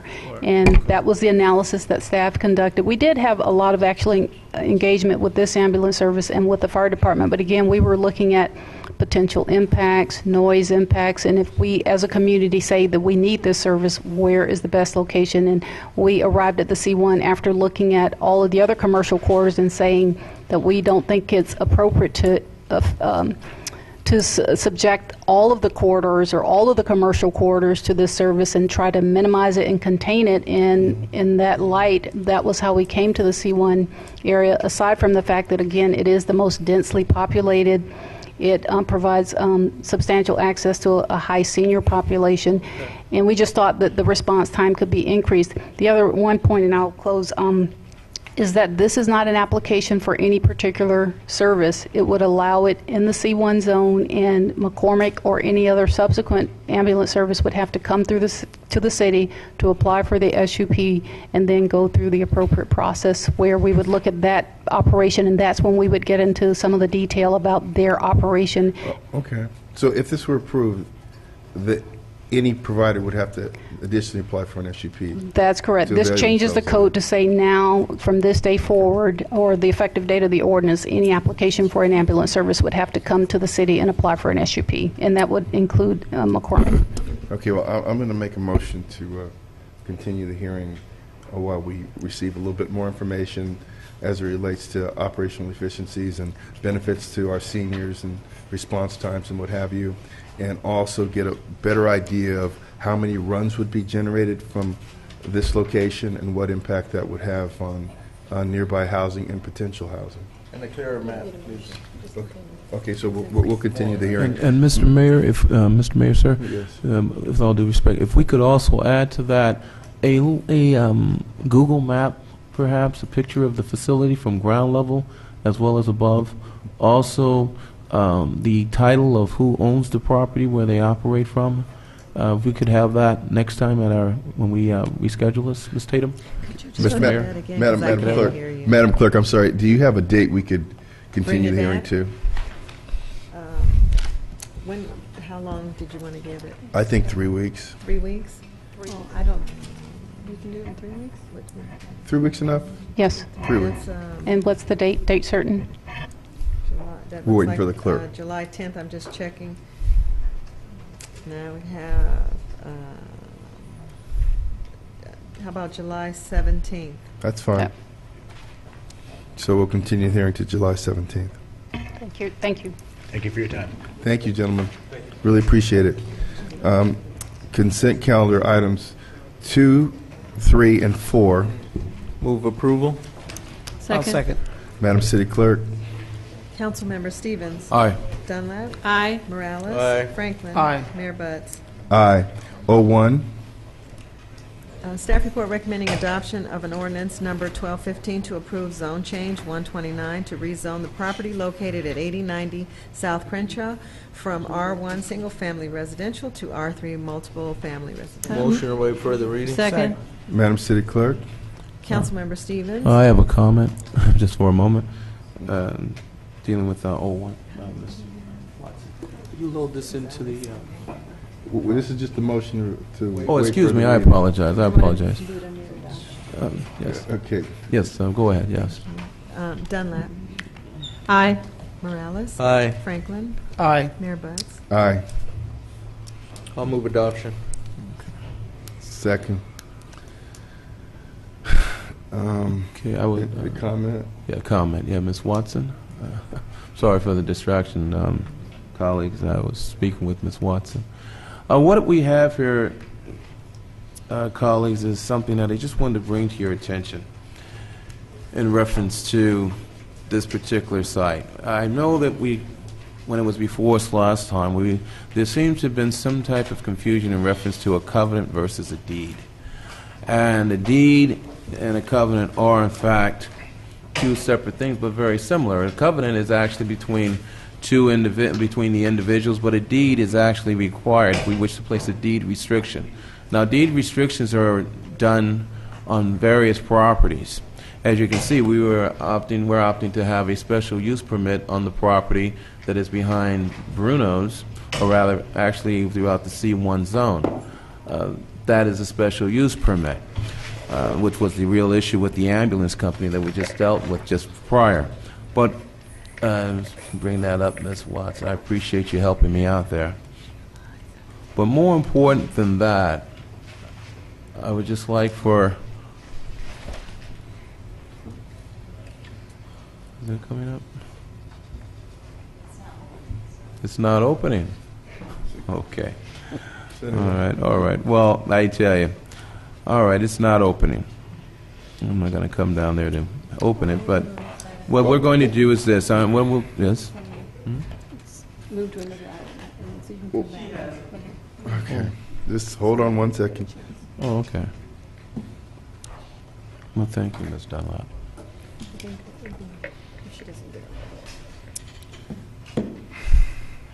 Why don't we do this? Why don't we just finish other council member comments, and then we'll move back to Councilman Stevens. Sir, are there any other comments on the item?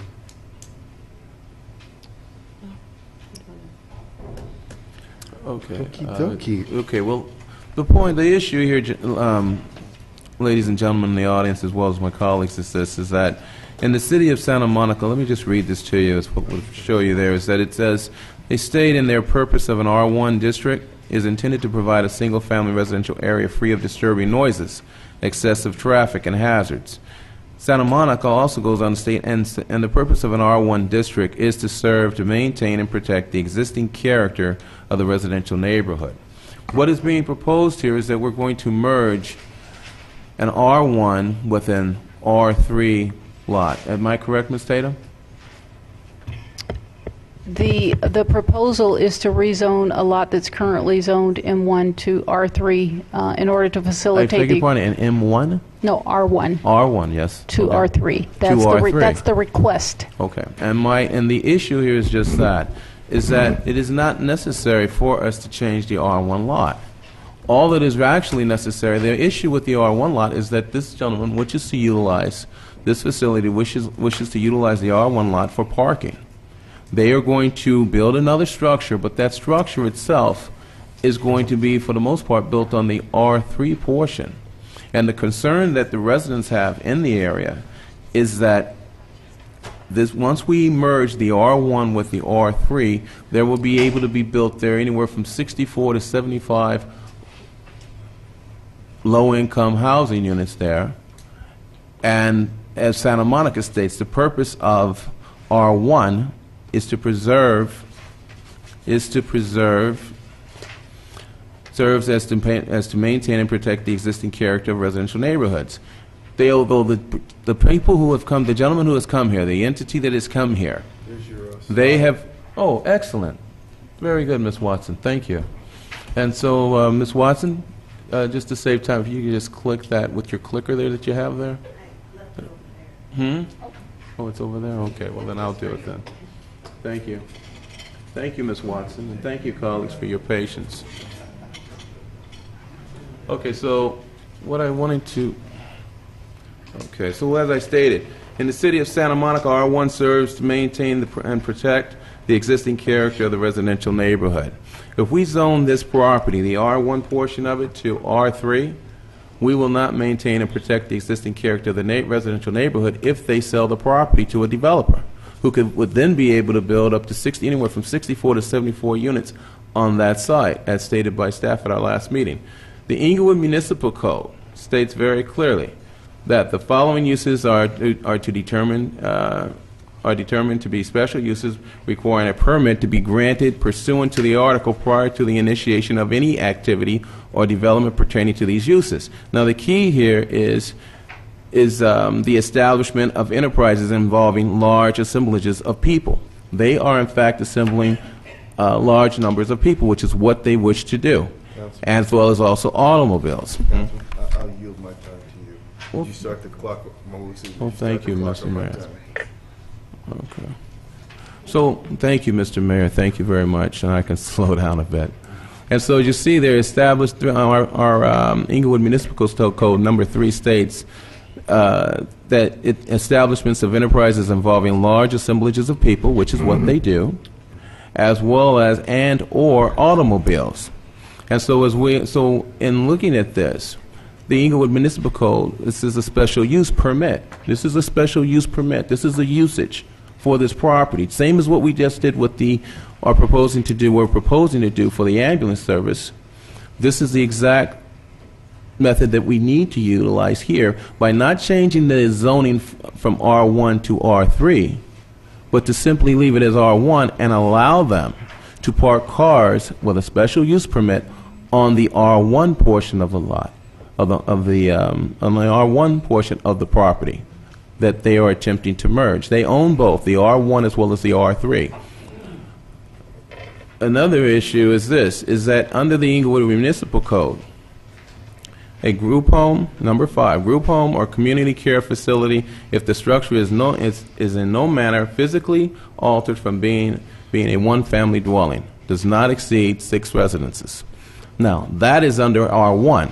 So under R1, they could not build the facility that they wish to, but they can build it as what they're proposing to do on the R3 portion. The issue becomes the parking lot, and we do not need to rezone the R1 portion to become R3 so that they can have a parking lot. All we have to do is simply issue them a special use permit where when they cease to do business there, and if they sell the property, it reverts back to its original classification, which is R1, and the neighborhood is preserved, the people's quality of life is preserved.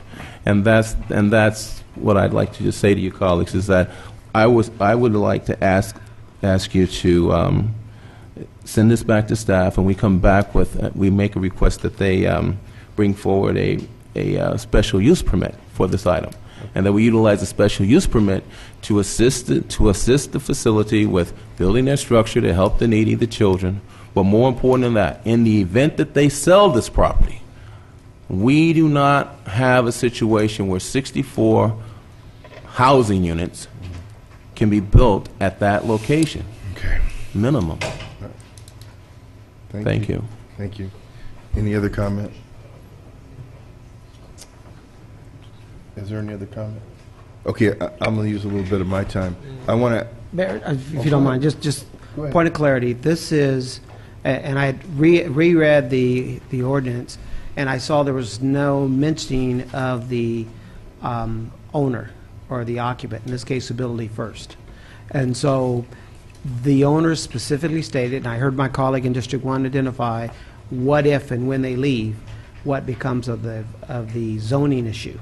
And so I clearly remember the gentleman who, on behalf of Ability First, said that they have no intention of having any housing whatsoever, but they needed to remove the current buildings that exist because they need larger facilities to accommodate the mental health and disabled participants at this location.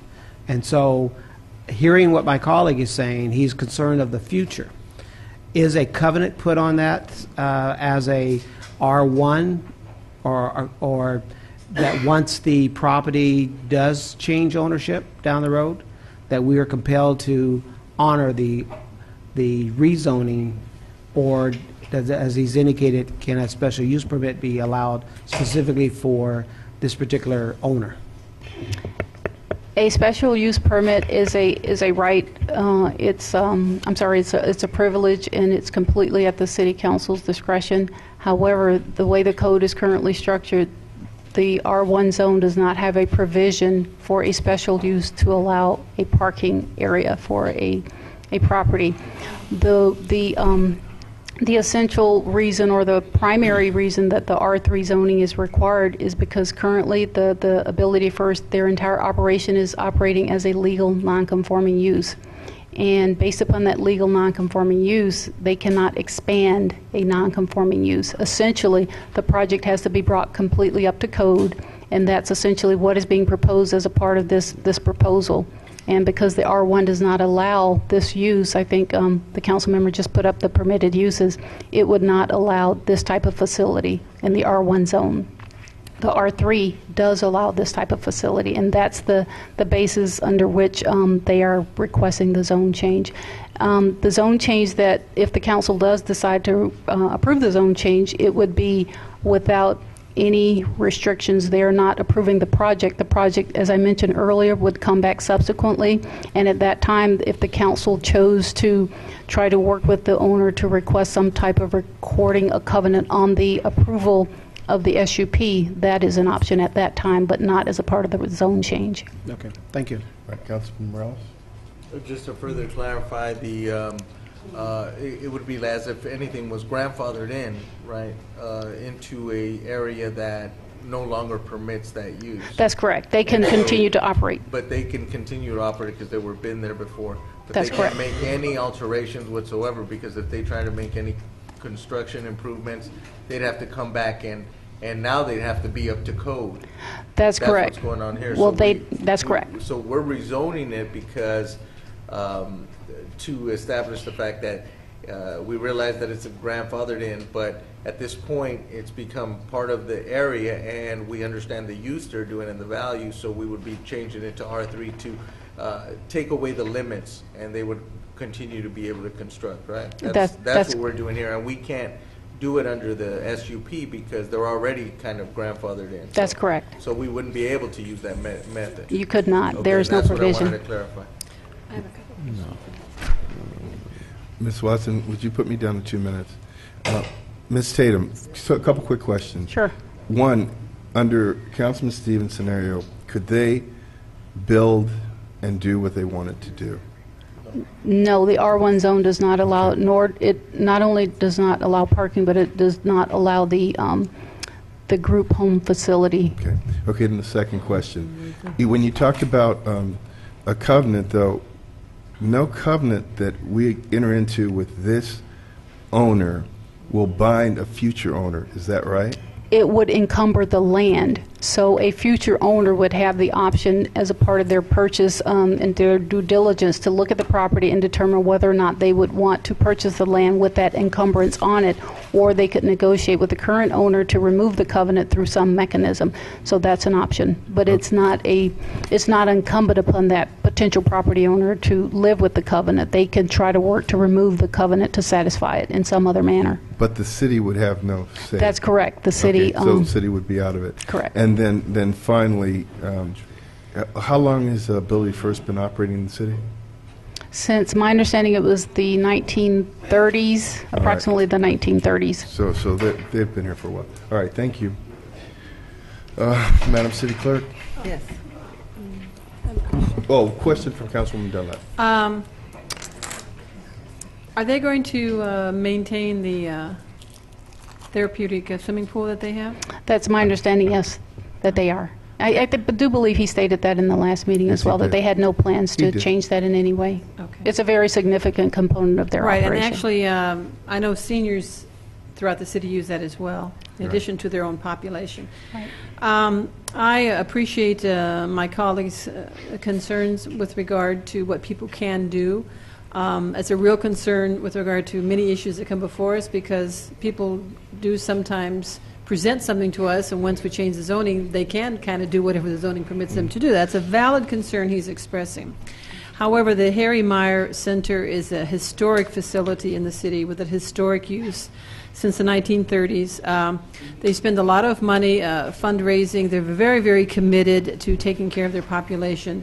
They've always shared their facility with the community. And so therefore, I would like to see them improve their facility. So whatever we need to do to take care of that. But I want my colleague to know that I do appreciate the concerns that he's expressed here. Okay. Thank you. Madam City Clerk? Council members. Madam City Clerk, Mr. Mayor, I just like to close with this, if I may. All right. I just want to, right here, this is the definition. Deed restrictions. Covenant and a deed restriction are two separate things here. By definition, are always contained within the body of a deed. covenants or contractual obligations assumed by the property owner at the time that they purchased their property. A deed restriction is recorded on the property. If this gentleman was, in fact, said that he was not going to build, or in the future it would never become a 64 to 74 low-income affordable housing development if he sold it to a quasi-corporation, then he should be willing to file a deed restriction on the property. He should have no problem with that. Least he should be able to be willing to do is file a covenant. It's done, and it's done, and it's done all the time. The other issue that I just want to say to you colleagues, the whole purpose of what we just went through with the ambulance service is the exact same thing. A special use for the R1 zone. Under the Inglewood Municipal Code, it states very clearly, the following uses are determined to be special uses requiring a permit to be granted pursuant to this article prior to the initiation of any activity or development pertaining to their uses. It is not restricted to a particular zone. It's regardless of the zone. It says establishment enterprises involving large assemblages of people and or automobiles. That's a parking lot. So my point is that that's the special use permit. We can do this, colleagues. It is not necessary for us to have residents 10 years from now cursing our names and saying, what in the heck were they thinking about? Because this property butts directly up to a residential community. It has no bearing on what they do. That should not even enter the picture. Our job is to do what Santa Monica says, which is their mission statement, which is of an R1, to serve to maintain and protect the existing character of a residential neighborhood. Okay. Thank you. Ms. Tatum, a covenant or a deed restriction is voluntary on behalf of the applicant, is that right? That's correct. So we could ask them if they would want to propose a deed restriction or a covenant. They wouldn't have to do it. That's correct. It would be completely voluntary on their part. So they've indicated they have no interest in future housing, is that right? Yes, they were pretty clear. So then I don't have any problem with putting this over for a week, ask them if they'll encumber themselves in that way. Does anybody have an objection to that? No, I agree. I think right. that allows a colleague to my right to protect the interests of his community, and they've made a commitment that they don't want to build. We don't have any right to demand it, but if they wish to make it voluntary, I think that's a good compromise. Mayor, I don't have a problem. Thank you, Mr. Mayor. My comment would be that basically we would be asking to put a restriction on themselves that doesn't exist in some of the other adjacent properties under the same kind of zone, and that's where we may get into an issue of fairness. But I don't mind holding it over, but that's an issue I see. Okay. I'll reserve my comment. Madam City Clerk, do we have room next week? June 26th. All right, bring it back. Thank you. Thank you, colleagues. Item DR1 and CSA 2. A quorum is present. Staff report recommending authorization to prepare and circulate a request for qualifications for an architectural service regarding the design for a new senior center to be located at 111 North Locust Street. All Staff right. report. Did you move 1 through 3? No, staff report. Well, staff report. Chairman and members of the City Council, the item before you is an item that you have reviewed many times and the community has been waiting for quite a while. I should mention that in August 19th, I'll just go back that far, 2010, we reviewed an extensive, or we conducted an extensive review of all of the funding sources and the various issues related to restrictions related to those funding sources. And at that time, it was concluded that we would remove the housing component from the senior center.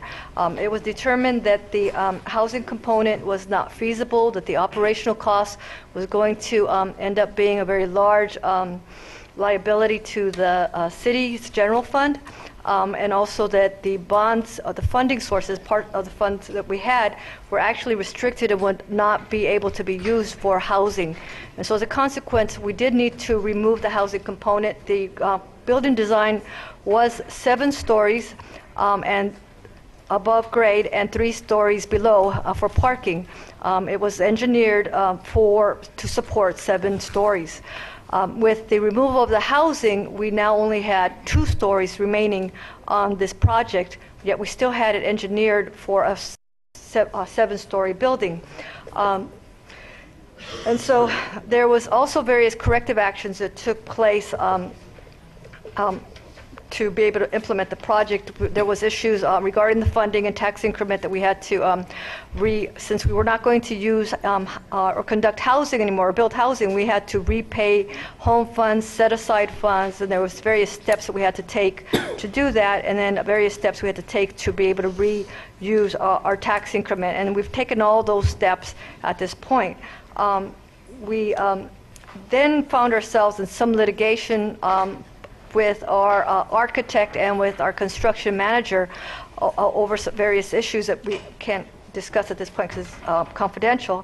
But that did hold up our ability to move forward with the project. At one time, we considered being able to just do a modified plan where we kind of lopped off the 5 stories on top of the building, and then see if we could just kind of make it work. We'd have to just redo some of the plans, but kind of more of a patchwork situation, recognizing that we would end up paying quite a bit more for all the extra parking, for all the extra other parts within the plan, and I'll mention some of those things.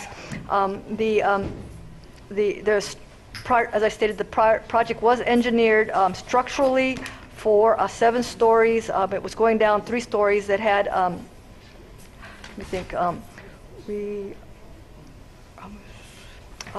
there was more parking than was needed. The heating, the venting, and the air conditioning systems were designed again for 7 stories and 3 levels below.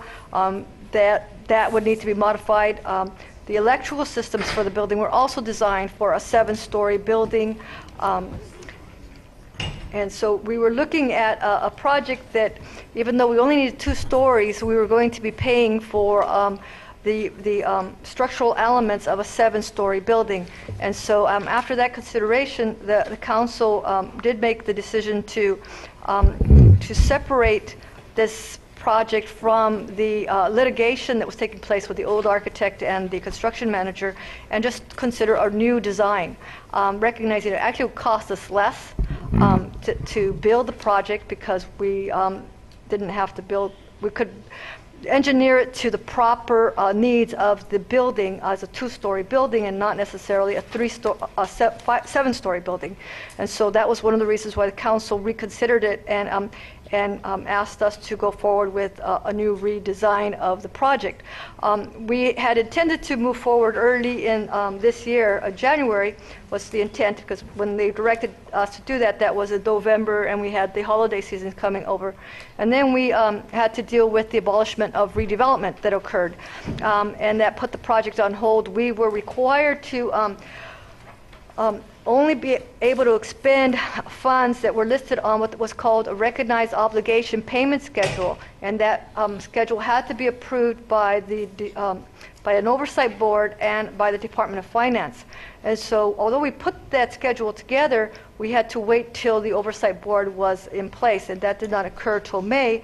We did finally get approval from the Oversight Board and from the Department of Finance to be able to use the tax increment that we had already had anticipated, which was about $20 million worth of bond funds, to spend it on this project.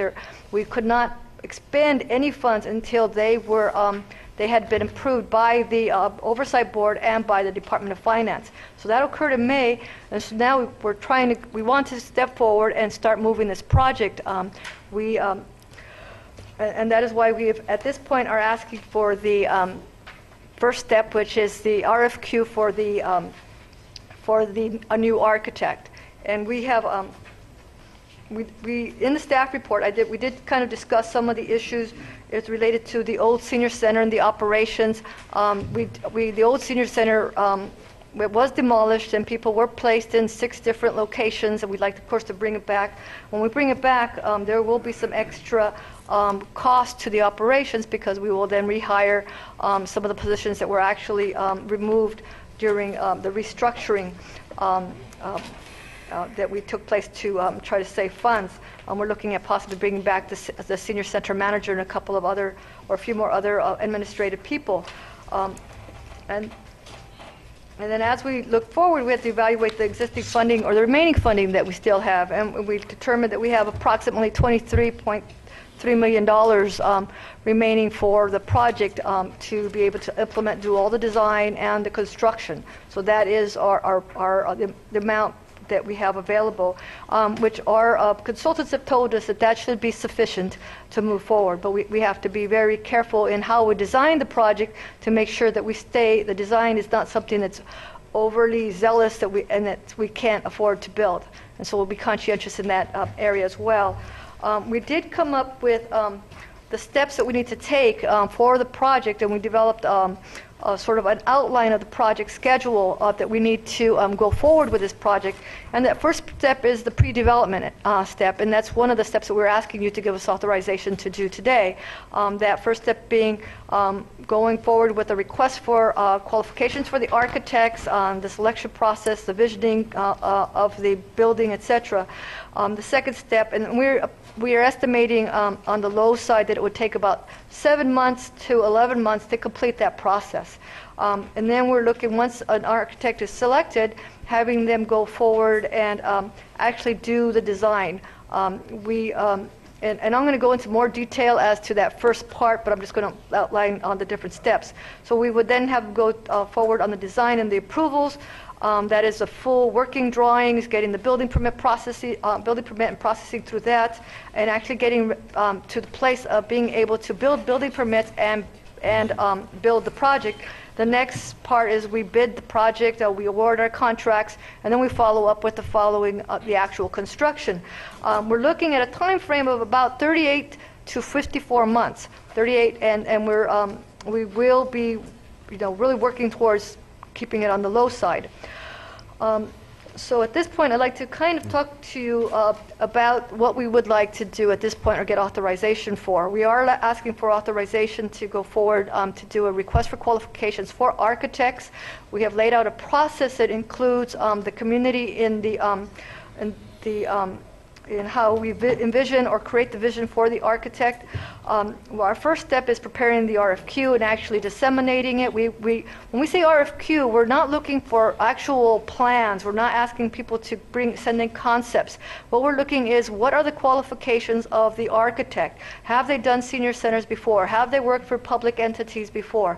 What are the references? Are they do they have a proven reputation of completing things on time, working well with the community, meeting the community's needs? Those are the kinds of things we would look at when we're addressing, it's called qualification selection-based selection, or a qualifications-based selection process. And it's commonly used for the selection of architects. Our charter within the city of Inglewood allows us to use that as opposed to a low bid process, because we do want to go for the qualifications and have a high quality architect help us design our projects. And so that would be our first step. We would then limit the we would go through all of the submittals. We would then limit it to 3, and from those 3 we would ask them to then go forward and develop proposals, develop concepts. But before they do that, we have a couple of steps that we'd like to do that relate to the community at large. While staff is in the middle of reviewing and the various submittals, we would like to set up a community meeting where we discuss some of the issues and concerns of the community center, some of the visions that people would like to see in a community center. We would be reviewing the old community center. There are definite issues on the design that we've learned from having gone through that design.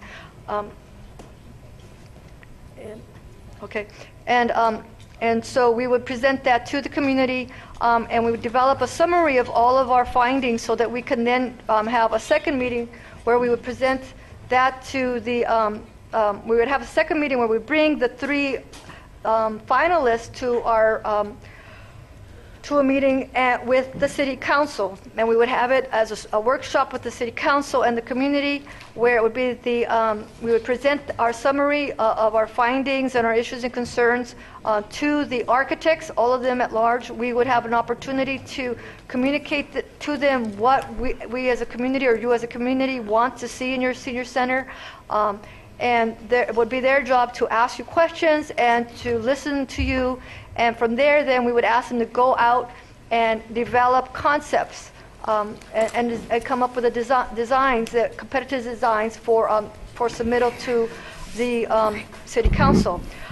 Once we give them time to finish those designs, and there would be 3, then we would bring them back and have them each do a presentation before the city council and the community, so that we can see what they have come with and how they have been able to put together the community's desires and wishes and concerns, etc., on developing a concept for the city center.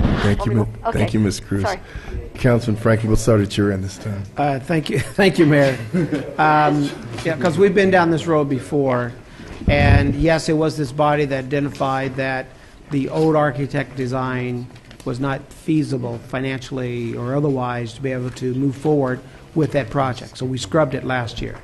Mike, I have several concerns. First concern I want to raise has to do with the challenge we've had of identifying monies to be appropriated for this project, currently at $23.3 million, and that over time, because now we're looking at greater than 3 years but maybe less than 5 years for this project, will that money continue to remain earmarked for this project without it facing any challenges by the federal government or other agencies that say, wait a minute, you've now reached the threshold that although you may have identified that money to be appropriate for it, you actually have not broke ground, you actually have not done any construction. Therefore, and I want to go back to that $14 million. We had that issue once before to say that I don't want this to come back again to haunt us, and that the $23.3 million is within, which is doable both in both the preparation, construction, and final completion of all the permits and things needed to finish this project. That's one area. Other area I want to talk about is that this new committee that's you're proposing. It's not a council committee that has been derived, so now it is a suggested committee that you're proposing, and that this council has always maintained that there's parity on the number of representatives that we may appoint.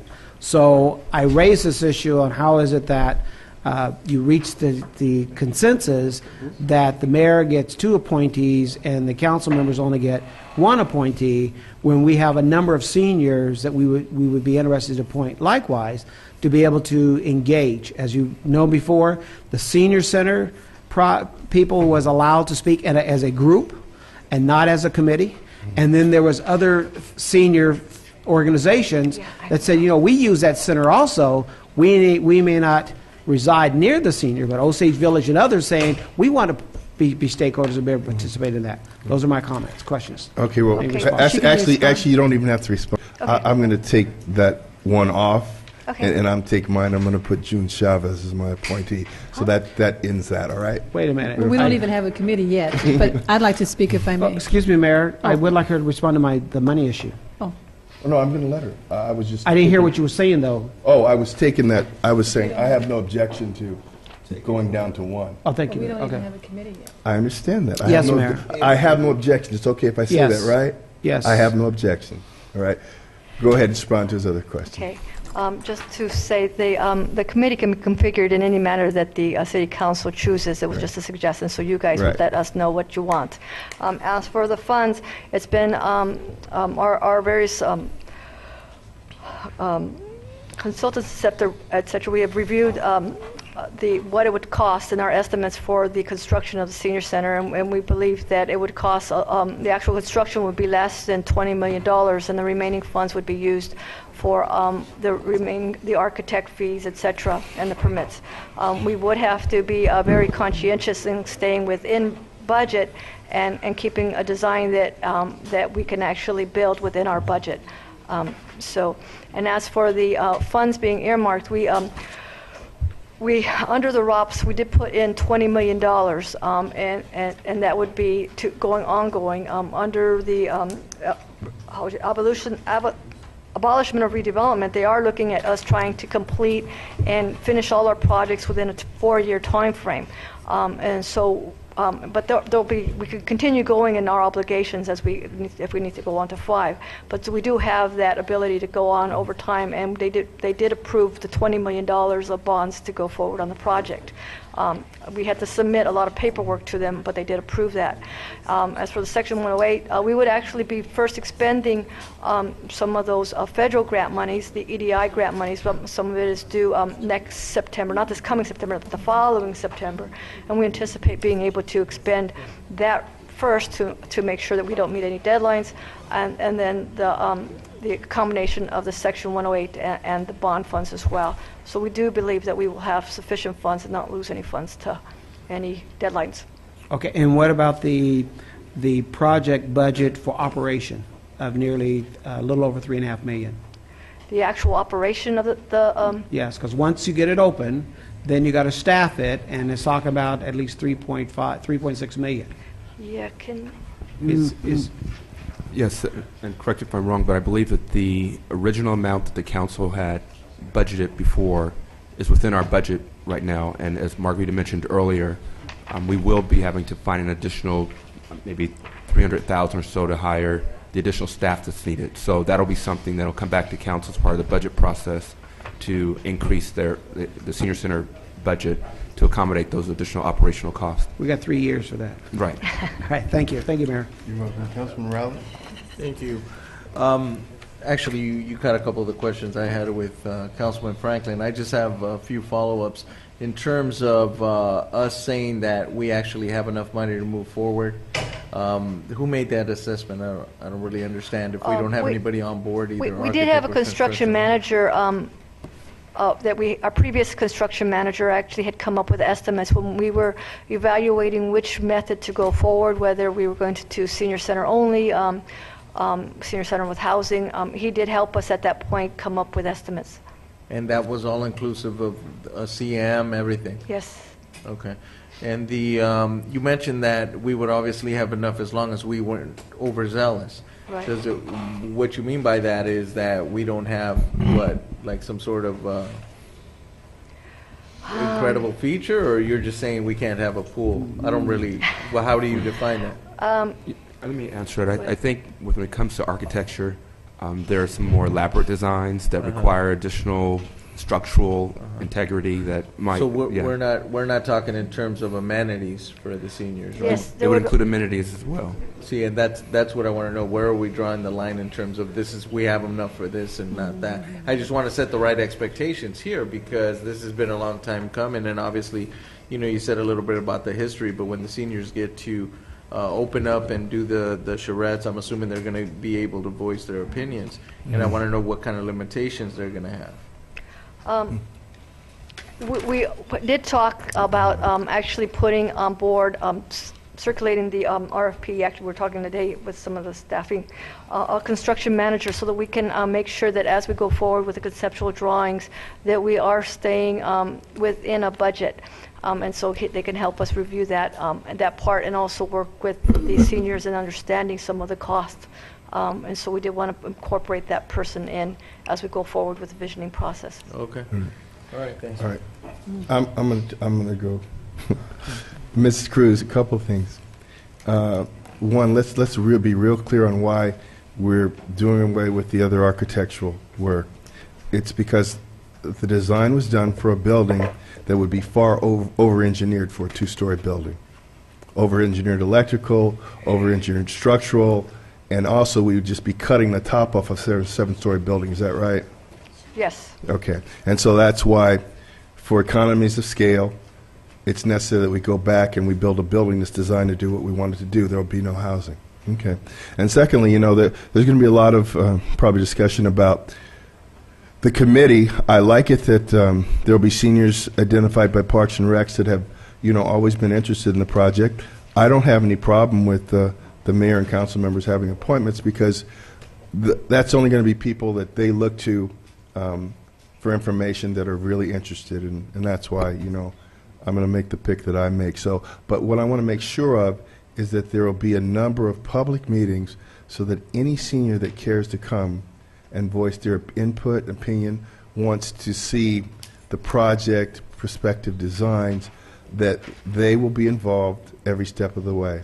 But Go to the senior and I just want to make sure that they are completely involved. But I think for accountability purposes, to have people that are appointed by the council people is a good thing because they can become directly accountable to their appointees. So I want to say thank you.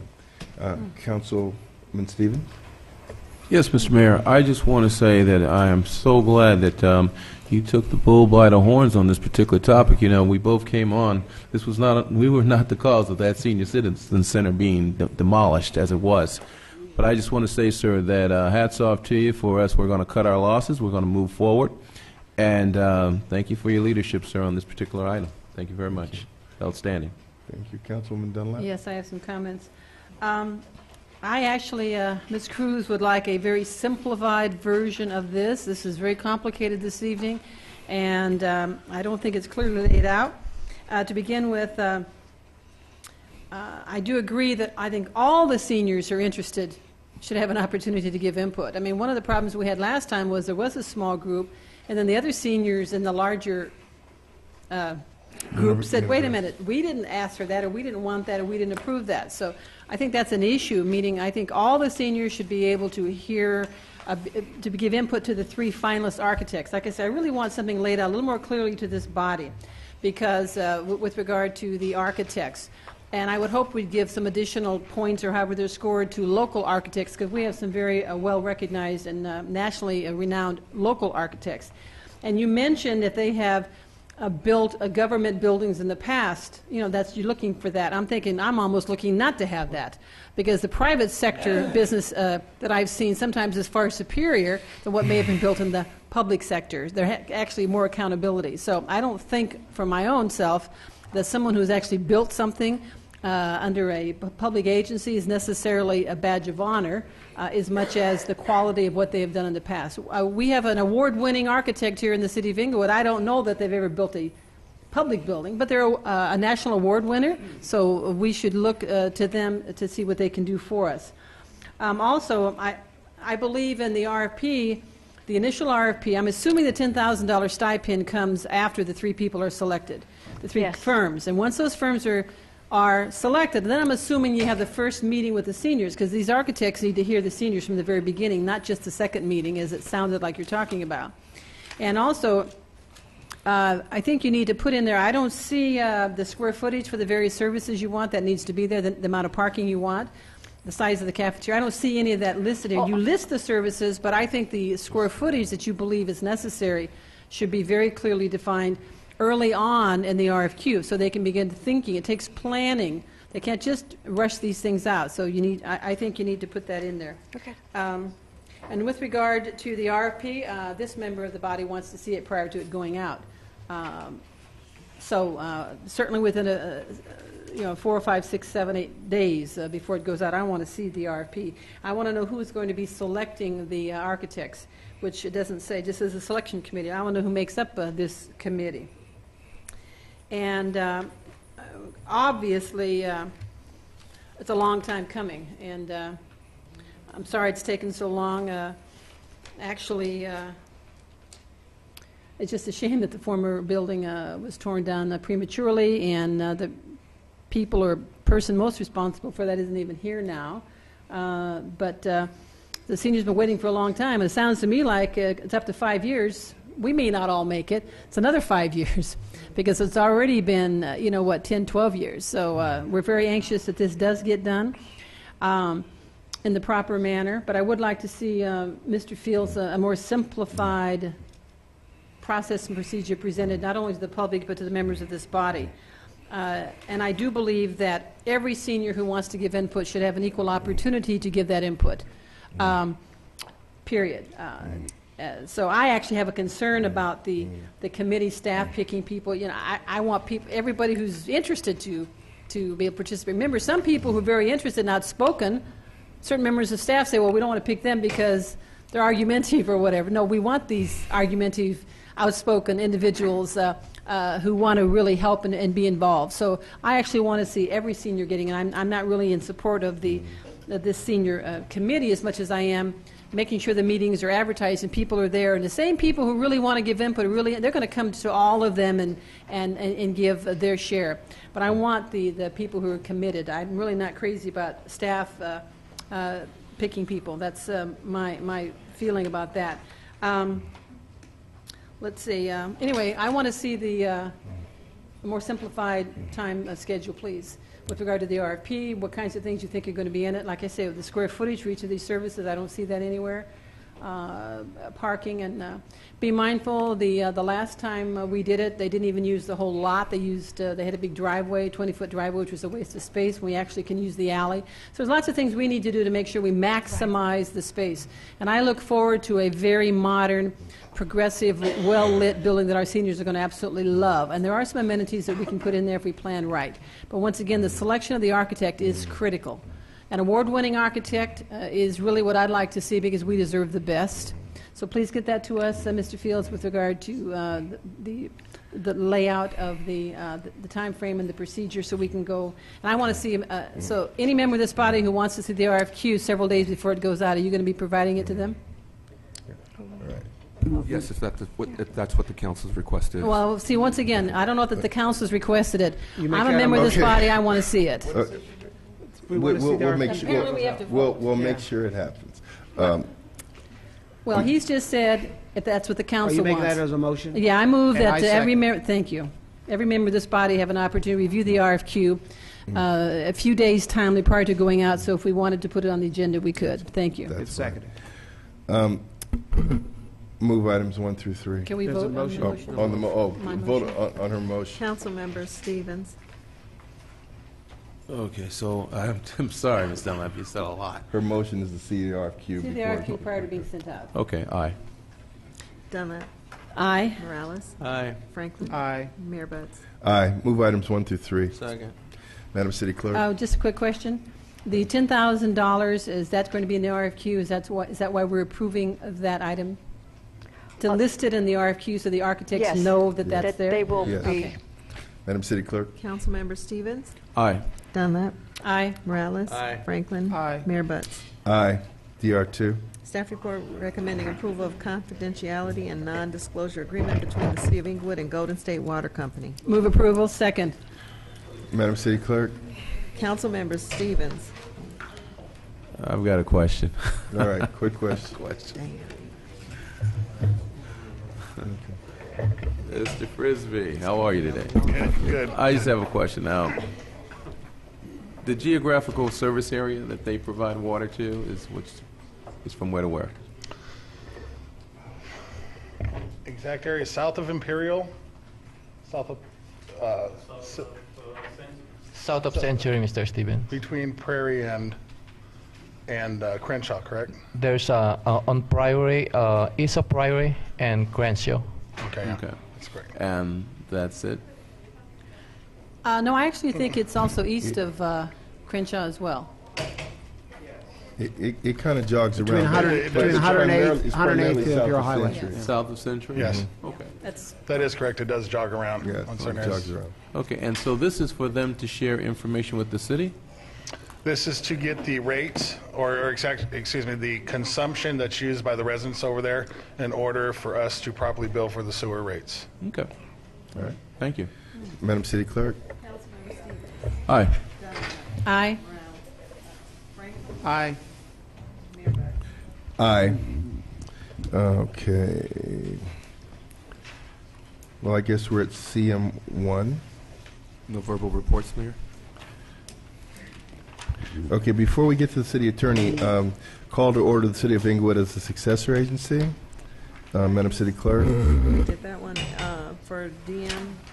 What's that? That one's done already. That's done already? Yes. Okay. Well, then we'll adjourn. Mr. City Attorney, A1? Thank you. As to item CS1, the discussion was held, no further action taken, and as to CS2, that item was pulled. All right. A2? No comment. CC1? No comments. CT1, Madam City Treasurer? Yes, I would like to give a brief report regarding interest rates, which are, there are no agencies at all offered at the 1 year period. At the 2 year period, very little is offered at 0.48%. 3 year period, it's from 0.54 to 0.80. 4 year period from 0.85 to 1%, and the 5 year period from 1% to about 2.25. That's at a premium. And also with regards to the bills that was paid for the month of May, it was $11.3 million, and the net payroll was $2.5 million. Total for the month, $13.8 million. Thus far, June. Madam City Treasurer, the audience says they cannot hear you. What's that again? Mr. Mayor, I'm sorry, I should have addressed it to the chair. Mr. Chair? Oh, okay. We have the mic on. All right. Thank you. Councilor Stevens. And for the month of June, the bills that was paid was $5.3 million, and the net payroll was $1.2 thus far. So for the total month, it's $6.5 million that have been paid. And with regards to bank failures, there was 3 banks that failed, one in Tennessee, one in Georgia, and Florida. Thus far, there has been 31 banks that have failed thus far this year. Total number of banks failed altogether is 448. Total assets of these failed banks, $689.9 billion. And the loss to the FDIC has been $84.3 billion. And the Federal Reserve Bank loaned $7.7 trillion to the nation's banks to save them with interest rates as low as 0. And also to give a little bit of information regarding the fees that have been paid to the LA County Fire Department. I got a call regarding that. I just started 2007, $11.7 million.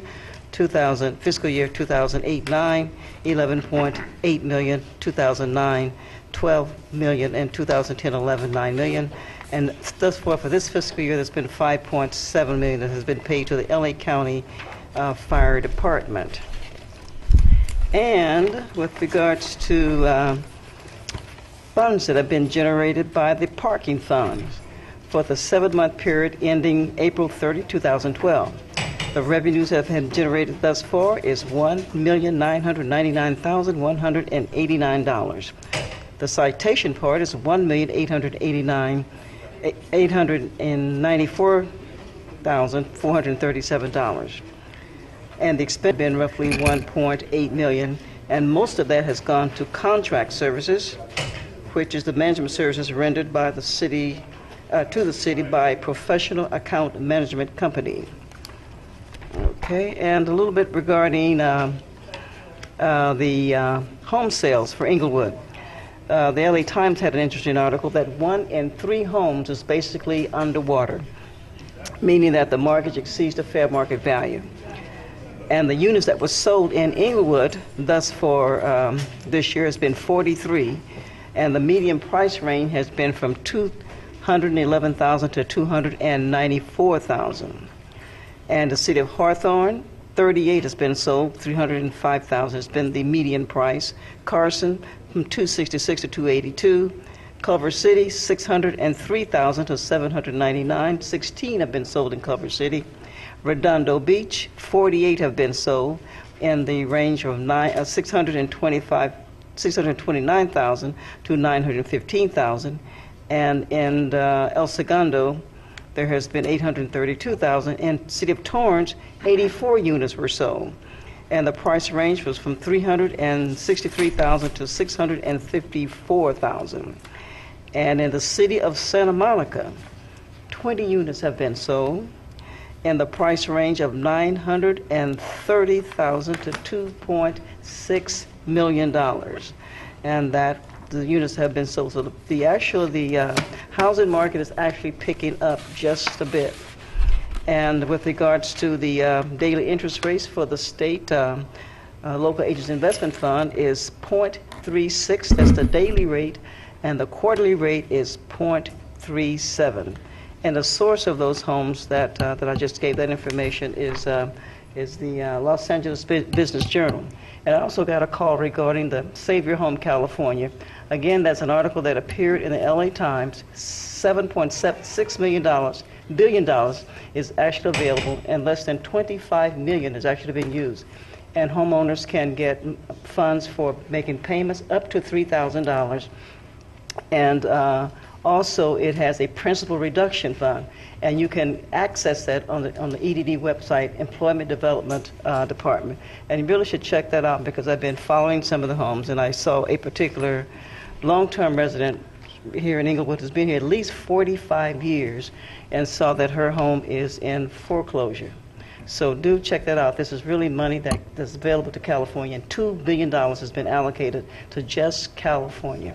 That concludes my remarks and my report. CI1 is the council initiative by council members Judy Dunlap to discuss the parking and outsourcing RFP. Councilwoman Dunlap. Yes, thank you, Mayor. Prior to my remarks, if there's any member of the body who would like to speak to it, I think Councilman Franklin, you might have something to comment. Why don't you present first? No. And then Councilman Franklin? Why don't you present first?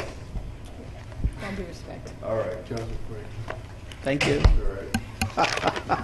All right. Let me first of all identify that this item came before this council on January 31st of 2012, of which a couple of council members had a disenchantment of this item going forward, but at the will of the body, it ultimately went forward. So I pulled up the January 31st direction by this council, which got adopted, which reads, staff report presenting the review findings of examining the feasibility of outsourcing program, parking enforcement, and meter operations staffing. Direct staff to take the necessary steps to eliminate the certain positions associated with the parking enforcement program, and direct staff to initiate a request for proposal process and return to City Council with recommendations for selection of a qualified parking enforcement and meter operations service provider. I beseech the council members today to reevaluate what the council had approved for the action to be taken versus the RFP that has gone out. It is on the city's website. It's 259 pages long. I did a cursory over it, but I want to highlight a couple of things of concern that I want the council to be made aware of. Parking enforcement, parking meter operations, and parking structure management have been identified as the operational service that is feasible for outsourcing to a contract service provider.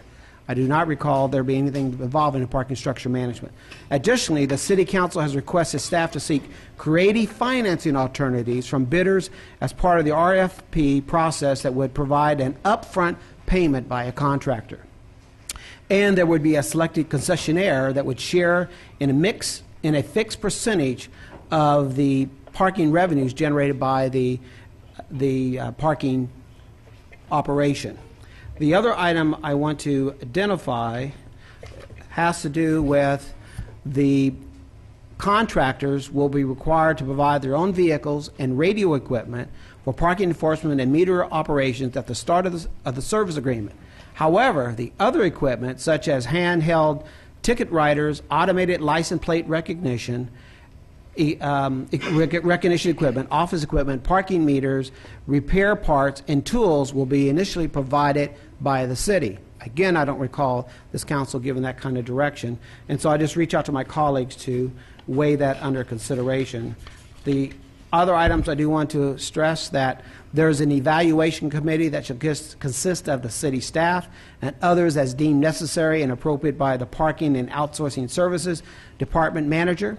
I'm concerned that no one from the finance is being involved in this, or our legal department, or any other outside expert that would be able to reevaluate this. And then finally, I think it's critical that this body know, as well as the the community know that there is a proposal of having a staff service agreement, that this offering is for 10-year contract commencing from November 5, 2012 through October 31st, 2012, and 2 5-year extensions. In addition, with sharing of the profits, a concession service agreement, the length of the proposed concession agreement can be proposed at either a 20-year term or a 30-year term. And I'm raising the concern that that may be a big challenge for the unions who said that they wanted to meet with the council to try to work out a way in which they could generate some kind of funding within 10% of the responsive bidder. And then the other concern, I thought it was of interest, is the fact that parking enforcement services and meter operations and maintenance services are currently by 24 city employees in the police department, 2 employees in the public works department for parking meter operations, and 5 or 3 full-time and 2 part-time contract employees in the parking structure management. And I've heard this evening 2 employees indicate that there was not more than 11 to 13 employees that provide for the parking, and so parking enforcement. So I raise this concern simply because I really want this body who adopted the authorization for the RFP to reevaluate it, and I would recommend that it be considered to be rescinded, and this council do another evaluation as to how you really want to send this out. But I cannot, and it didn't support it then, I don't support it now. And the other concern that I raise is the fact that even the staff has come and has raised the concern about if this is going to be outsourced, what about the fleet services, graffiti removal, the payroll processing, the sidewalk repair, street maintenance, and the street sweeping and the tree maintenance. So I'm concerned and just ask if this RFP actually was properly sent out with the will of this body as it's worded versus how it was agendized on January 31st. Thank you. Okay, so that'll be your time before Councilman. Oh, yes, thank you, Councilman Franklin. I appreciate you bringing all those points up. I made sure that there were 3 sets of the document on the table because it was very lengthy. I also had requested that staff place it so when you looked for the City Council agenda over the weekend when it was posted that there was a link so you'd have an opportunity to review it. I am greatly concerned, as I mentioned actually at the beginning of the meeting, that 2 members of this body can request to see a document prior to it going out, and those 2 members be completely ignored. Completely ignored. That is not good business, it's not good public policy, and it's certainly very distressing to me, having been one member of the body who was part of a 3-member majority to support the RFP going out in the first place. Obviously, and what I mentioned last week was I heard there were things in the RFP that this council had never discussed. A colleague from the 4th District has referenced some of those things already. We never discussed some of these things in here. And I don't mind staff being creative and coming up with new ideas, but bring it back to the council for a public discussion. Just bring it back to the council. Let us see if these are things that we want to put in it and allow input from the community, from employees and so forth, so they'd have a chance to speak to it. That's just the way it should be. The way this is written, city employees do not have a level playing field in which to present a proposal, which is a promise that was made to them. None of our employees have $2.5 million. They don't have the ability to buy equipment at any point in time. And so this is not an RFP that they can respond to fairly, to be given a fair opportunity. And that commitment was made to them. And had this have been brought back this evening, had it not have been put out, but brought back, we could have discussed these things this evening. Once again, got the input from the community, got the input from employees, and then make a decision. We could say, Mr. Fields, since we don't want to look at the concessions agreement at this point in time because it's not something that our employees will have an opportunity to bid on. We have a commitment to our employees, so we want that out. It would have given us a chance to do that. That didn't happen. And I, for one, Mr. Fields, feel extremely disrespected to make a public statement to look at something and you make the decision, no, you're not going to look at it. We're not chopped liver up here. were members of the governing board of this municipal corporation. 2 members said, we want to see this. And I, for one, like I say, we should have an opportunity to speak to this. I want this rescinded, and that's going to be a motion that I'm going to make this evening, and that is that this RFP be rescinded for further review and brought back to this council for other public discussions with our employees and the community before it's considered to be sent out again, and that's my motion. Second. I have no comment. I don't realize why having this RFP, and I recognize the questions that Councilman Franklin and Councilwoman Dunlap have posed, but I look forward to sitting down with SEIU. I don't know where the gentleman is that I spoke to. I fully expect his phone call. I asked him last week. And every time I tell him, I say, hey, come on in. He says that there's a variety of different plans that SEIU is ready to present in terms of how to best work the department, how to help the city overall, that they've done significant study. I look forward to that. I don't know, regardless of whether there's an RFP out or not, the city needs to see every opportunity that's out there. That doesn't mean that SEIU needs to see themselves as capable to compete at the same level. We understand that there are a variety of different factors, some mentioned by the employees here today, in terms of what the extra thing you get about having employees that live in the city, having employees that are willing to go the extra mile during moments of significance here in the city of Inglewood. Those are things that I personally am going to take into consideration all the way across. Do I expect them to compete with a private company, whether or not there is a concession? No. Even before there was a concession on the RFP, I wouldn't even expect them to compete with that. It doesn't make any sense.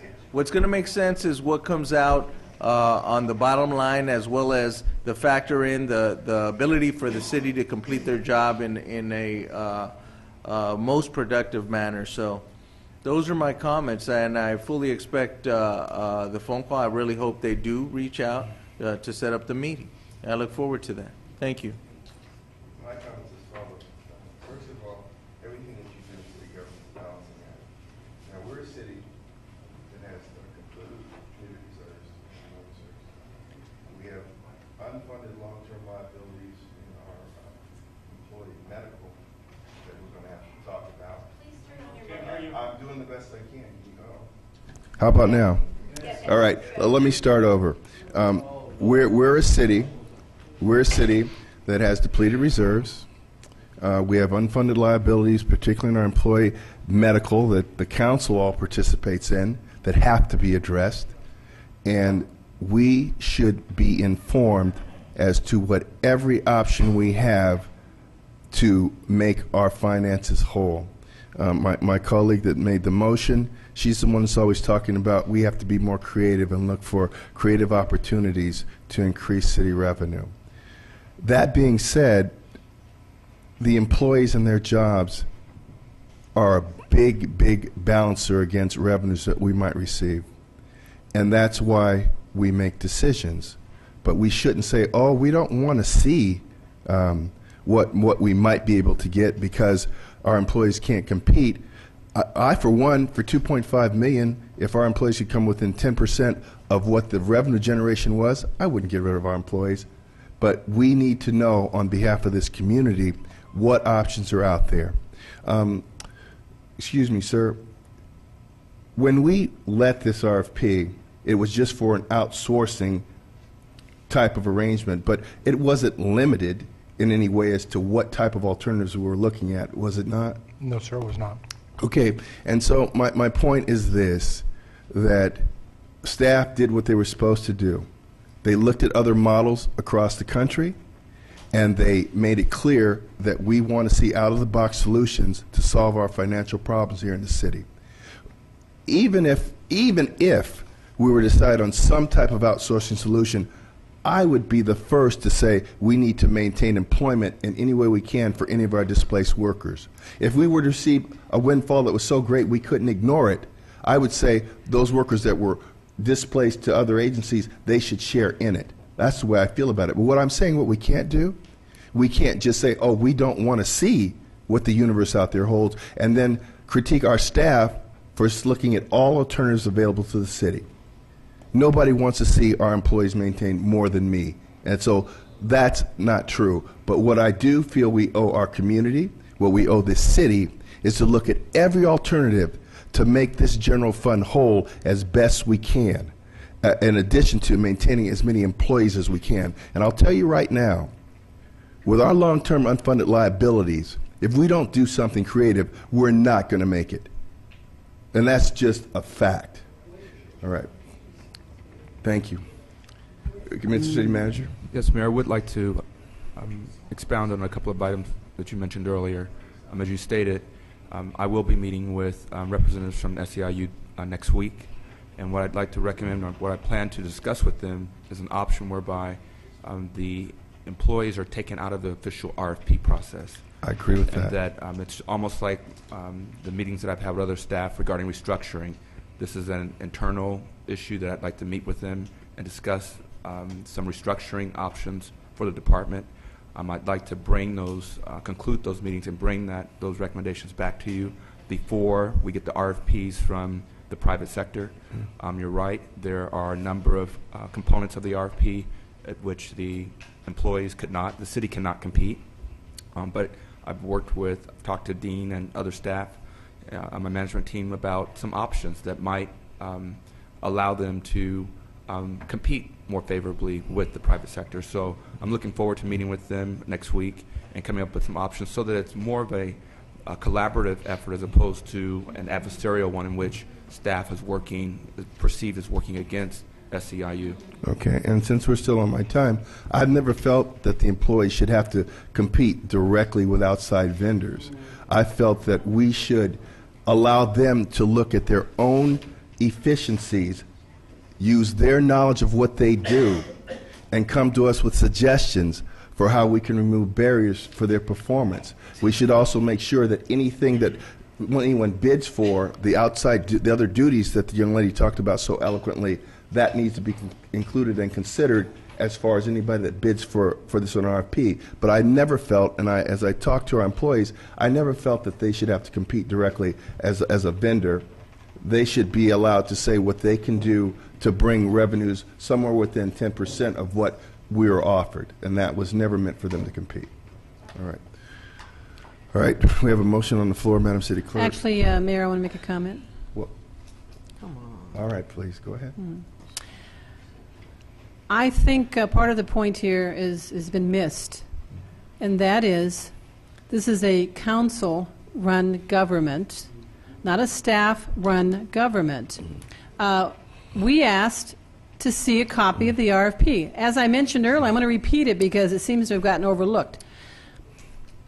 We expect and want our staff to be creative in ideas, but those ideas are to be brought back to us to have a discussion. That didn't happen. I'm highly offended, once again, that when I asked to have a public discussion of this RFP that is before us to get input, it was decided by staff that's not necessary. We're going to send it out anyway. Now, what is it you don't understand about that? It was sent out anyway. Okay. And I think that's the point. So my motion to rescind it and have this council have to go back and go back and revisit it, discuss prior to going out again, change it, whatever we choose to do at that point in time. That's what I would like to see done here. Okay. It's not about Mr. Fields meeting with SEIU members, once again apparently with ideas from staff that this body should actually hear first so we could assist with that meeting. I do appreciate those interactions, but once again, this body should be kept abreast and informed so that we can come to a resolution that satisfies everyone and meets the needs of the city as well. Thank you. Mr. Fields, and then we're going to take the vote. Yes, Mayor and City Council, I was asked by the majority of the City Council to send out, and directed by the City Council to send out the RFP, of which I did. I was subsequently requested that I not send it out, not follow the council's direction, and I chose not to do that. Okay. It came to me late. We didn't even have time to add that request to the council agenda so that the council could have voted on it. So I think my actions are being misrepresented. I did do as the council directed me to, and I'm not one to not follow council. That's direction. it. Actually, since he's still on my 5 minutes. Your 5 minutes is No, actually, over. actually, Mayor, You actually, had 10. Actually, Mayor, after a motion is made, You had 10. when a motion is made, one can speak for 5 minutes. My point is, first off, when he says that it came late, I actually spoke in my closing remarks. I think everybody knows that's pretty late in the meeting. That's not the issue. And I think the council voted 3-2 to send out the request for proposals. When a member of that majority of that 3 vote says, wait a minute, hold back, I need to take a look at this, I may not approve it. I think that should have been taken into account. Okay. That should have been taken into account. And it wasn't, it was ignored. And once again, that's very, very poor public policy. All right, thank you. Madam City Clerk. Councilmember Stevens. Could you repeat the, well... Yes, it's to rescind and review. Thank you. To rescind the... That's close enough. Thank you. Rescind and review. Councilmember Stevens. Aye. Dunlap. Aye. Morales. Abstain. Franklin. Aye. Mayor Butts. Abstain. You know, Miss Austin, Miss Austin, you're not going to be permitted to do that anymore. Mr. Butts, Okay. that wasn't me. Miss Austin, Why you always put things on Miss me, Austin, Mr. Butts? Miss Austin, please. I'm going to ask you for the last time. Please, don't do that anymore. I ain't did it. Did you see me? I heard you, Miss Austin. Please don't do that again. All right.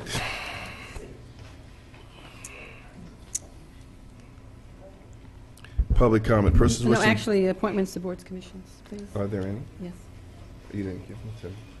Oh. How would I know?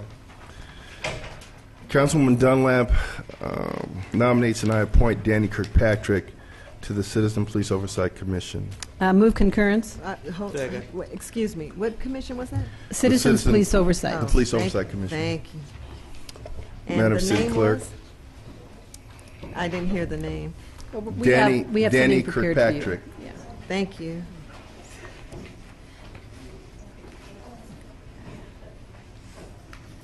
Okay. All right. It's been moved in concurrence. Okay. Madam City Clerk. Councilmember Stevens.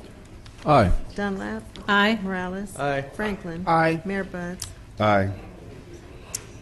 Any persons wish to address City Council on any matter connected with city business not elsewhere considered may do so at this time. Oh, we have to take time for the DVD change. We'll recess for 10 minutes. 5 minutes. Yeah, Recess please, for 'cause I 5 wanna go minutes. home. We're on public comment. Feel free to come up and address City Council right now, folks. We're back on tape.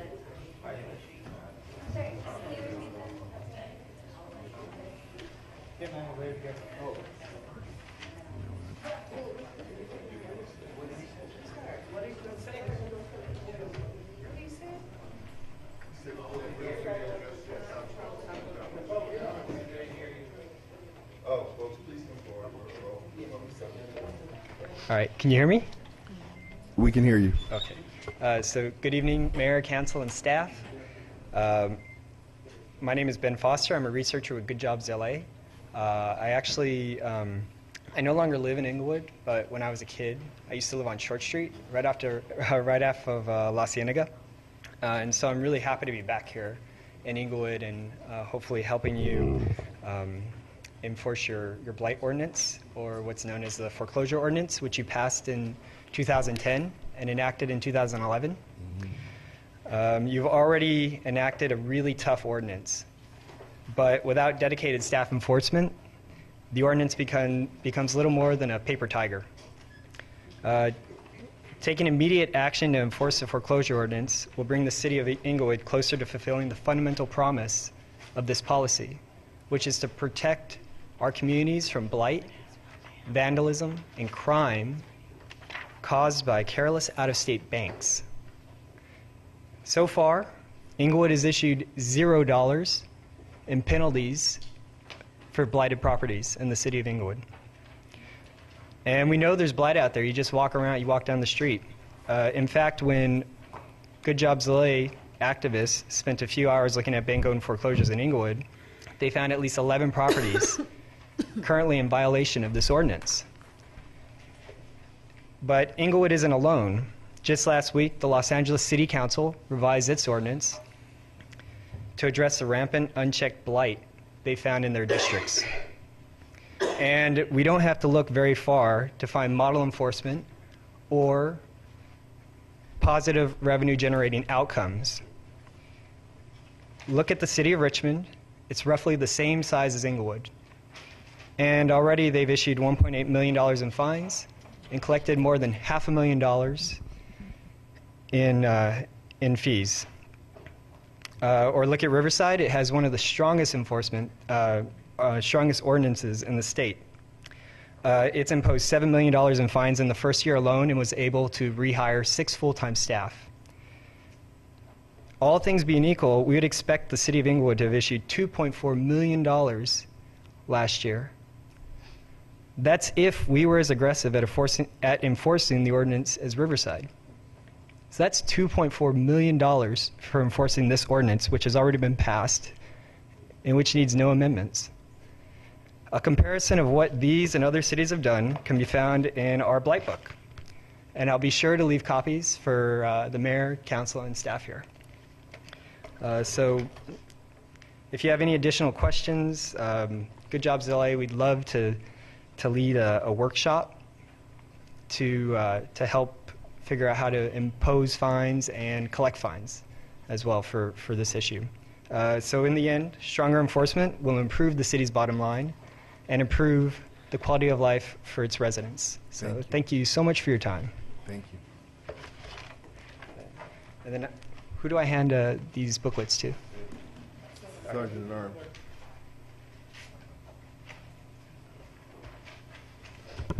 Hi. Hi. My name is Rosemary Molina. I'm an organizer with the Clean Car Wash campaign. Clean is a community labor environmental action network, a diverse coalition of nonprofit organizations that are committed to helping car wash workers who are fighting for their rights, and we're committed to bringing the car wash industry up to standard. The Clean Car Wash campaign is currently organizing the car wash industry in the city of Inglewood. There are 4 car washes.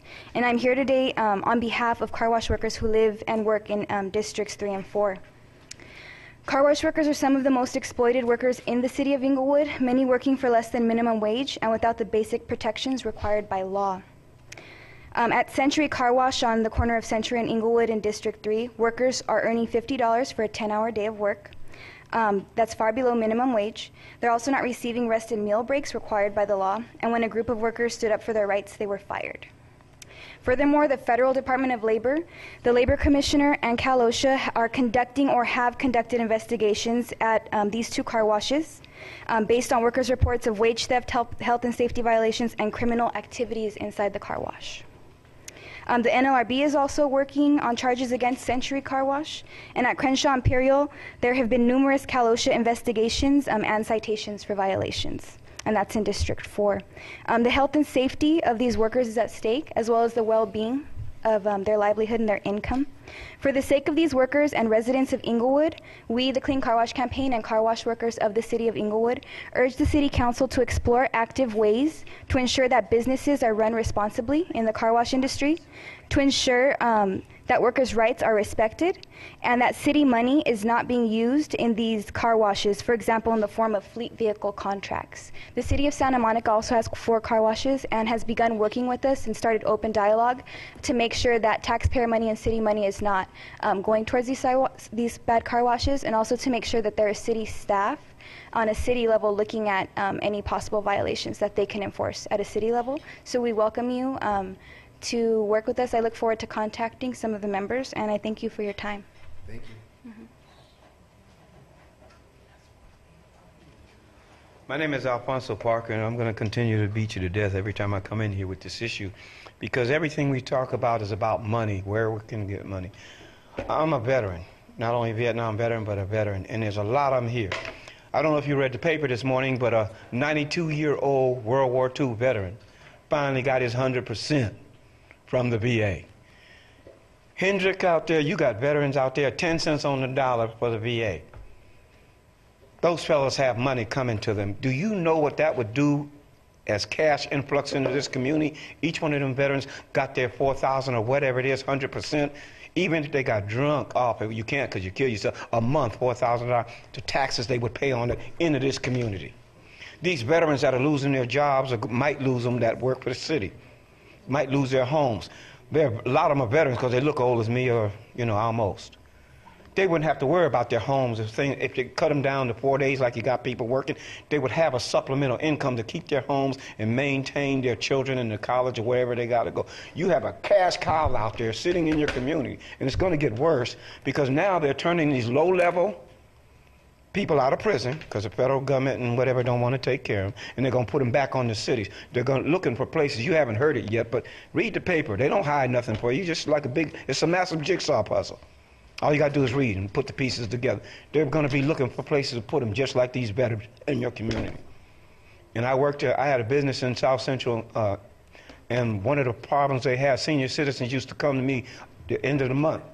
Before best thing happened was direct deposit. They would come to me and have me close my shop because I was a nice guy, and they come shop in my store to walk them to the check cashing place because the young fellows would follow them down there because they know when the money comes. And they would meet them outside to take the money from them because they know what you're doing. You have a massive senior citizen population here, and you've got young people here, and it's going to get even bigger because you got that Madison Square Garden coming. You're going to, you don't know, you're going to explode around here in a few years, and God knows what you're going to have. And like you said, you better be looking into the future. You're lawyers, some of you, and you know people. I'm good at what I do, R&D. Interview me like you do all these pundits and stuff. I can show you government paperwork, DD 214, which is treason to alter a federal document. It can't be done. No president, executive order, nothing else can do it. The money's there. Go get our money, your veterans' money. They've supported you. We have supported you. Support us.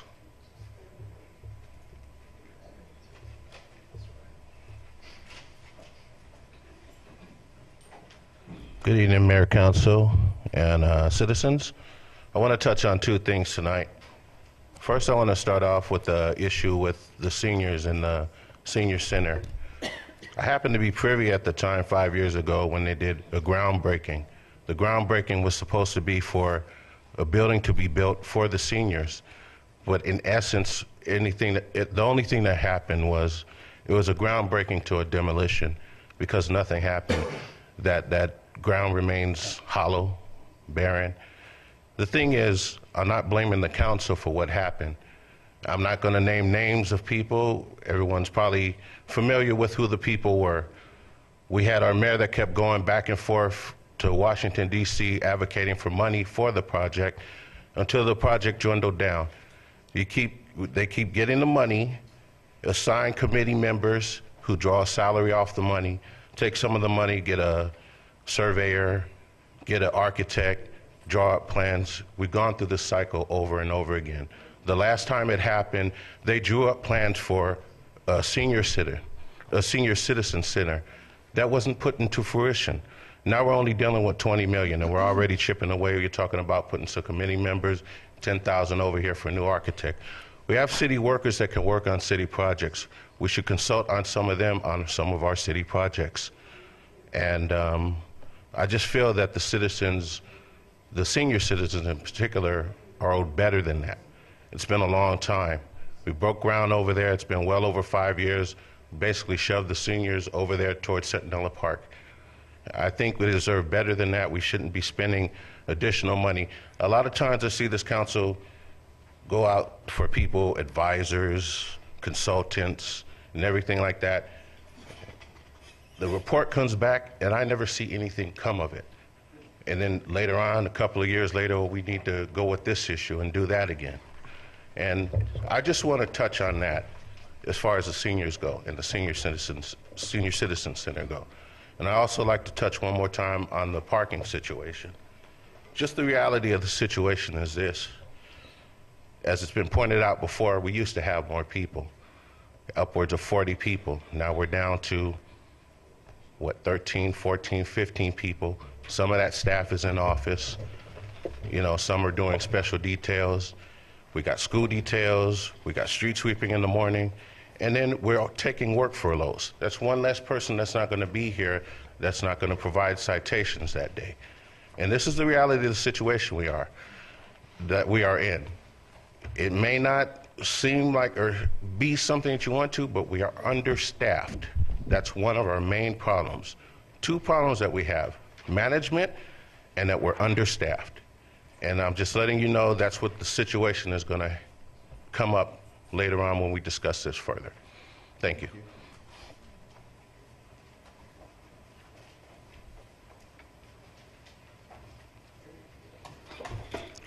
Hello, Mayor and the City Council. Joy Smith, District 1. I'll wait till you finish reading what you're reading before I make my comments, so I'll know you're listening. Mr. Morales. Anyway, I just wanted to talk about a couple of things. One thing is the outsourcing of these jobs.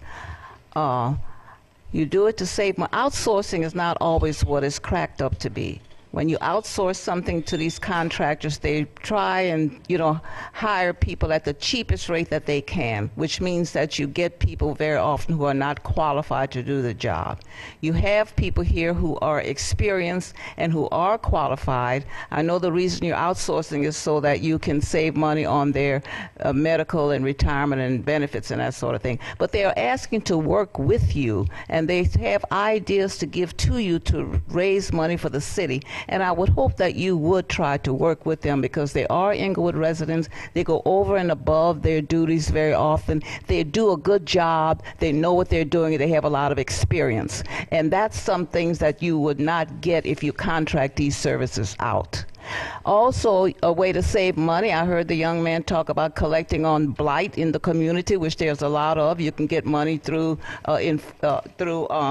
imposing fines for the blight, and collecting money that way. Also, you could maybe cut back on some of these consultants that you hire at very high fees. But there are ways that I think that perhaps you could save money and keep these people who are really deserving of their jobs. Money, there's some things that's intangible. And the devotion that these people have and the experience that they have, you will not get that if you contract that out. And you may end up spending more money than you think you're going to spend. Another thing I wanted to discuss was the senior center. I've been waiting on this for a long time. I'm very interested in this. I'm very happy with the plan that is going forward as far as starting brand new with a new architectural firm and all this sort of thing. And I do intend to be involved with the center because I am a senior and I am active in senior citizen activities. I do want this to be a center that I am proud of and that I can brag to other people about, the Inglewood Senior Center. So I hope that it goes according to plan and that it is something that we can be proud of. Thank you.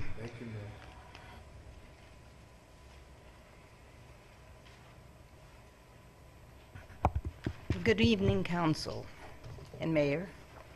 My name is Ann Iskandarian, live in District 2. All right, we left a meeting 2 months ago, City Council meeting. Went home exhausted, okay? Guess what? Tuesday night, forgot to move the car on Wednesday. Forgot to move it Tuesday night. We got a ticket.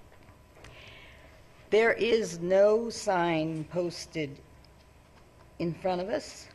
There is one sign posted on the east side of Hargrave, way in the back. We don't even drive that corner. We usually come up Welton Way and park, okay? Now, we got a ticket. This is not the first time, but in 53 years, I don't think it's happened more than 2-3 times, okay? It seems to be getting worse. They are, I'm sorry to say this, code enforcement, picking on the residents. in order to create their revenue. Now, something has to be done about this. We're paying enough money for water, for taxes, for whatever payments we have, and we live on Social Security. Now, why is it that we have to support the city of Inglewood from ticket revenue? $55 is a lot of money, and I think something should be done about this. But the main thing is, there is no sign. The sign that they have says, no parking Wednesday, and I have a picture. I'll bring it next week. No parking on Wednesdays. For what?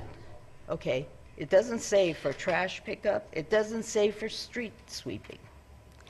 When they do clean the street, or sweep it, I should say, there is residue left all over. We've had a T-shirt in the middle of the street for over 2 months now. It doesn't get picked up. The residue coming down from the parkway there, nothing gets picked up. So why are we paying a street sweeper? Doesn't make sense. Not at all. That's something you can improve on by get rid of the street sweeper. We don't need it. They're not cleaning it. Anyway, we come here to the hearing this morning for our ticket, and I know I'm not going to have enough time. We park in this site right in front of the police station, okay? There's 2 handicap, there's a police car, there's another stall that's marked no parking for police only. The one we parked in is against the wall, okay? As we're leaving here, couldn't understand why this man from upstairs is yelling, "Stop, stop, don't go." We're looking around wondering what in the world, who is he talking to? And he ran, I guess he was running down, to come after us. So I wonder, maybe if we're going to get another ticket now for parking in that spot that is not marked police only. That's all I have to say. You need to get the code enforcement to either mark these spots, the city should mark them, if there's no parking, and then we get another enforcement man saying, park right here, where it says loading zone, right in front. Well, we know it's a loading zone. You don't park there. And he says, oh, I'm just trying to keep you from getting a ticket. Who's to say they're not going to ticket us? Okay, Thank you. Thank you, Mrs. Scuderi. Good evening, Mayor, Council, staff, Stuart Bailey, 3rd District. I just want to say welcome to the summertime. Last week, the city experienced Burlington Coat Factory getting robbed by 4 thugs trying to do a takeover robbery, which was sort of funny because we all know that Burlington Coat Factory is very big and you can only get one way in, one way out. So of course they were going to get caught. But I'm just saying this because I want to tell the council, as well as our police department, this is just the beginning of the summer. And it's going to be a very long summer. Why? Nobody has jobs. People are desperate. They're going after people they think have money. I hate to say it. It's wild, wild west time in Inglewood until school goes back in session. There's going to be drive-bys. There are going to be kids getting killed. Oh, I'm sounding the alarm. Every time you step out your house, you better be careful and watch what's going on. Like I said, this is just the beginning. Everybody be on guard. There are answers, but I just want to see if y'all have any solutions to these problems that are going to be popping up this summer. Patience, that's one thing that needs to be emphasized this summer. It's going to be hot. Liquor, Sales are going to go through the roof. As we all know, heat, liquor, economic times, domestic violence. It's going to be a lot of summer, people. Please pray that you don't go crazy and the kids don't go crazy as well. Watch them, advise them, and pray over them that we have a nice, peaceful, and very good summer. I just want to say, everybody, have a happy and safe summer, please. Thank you.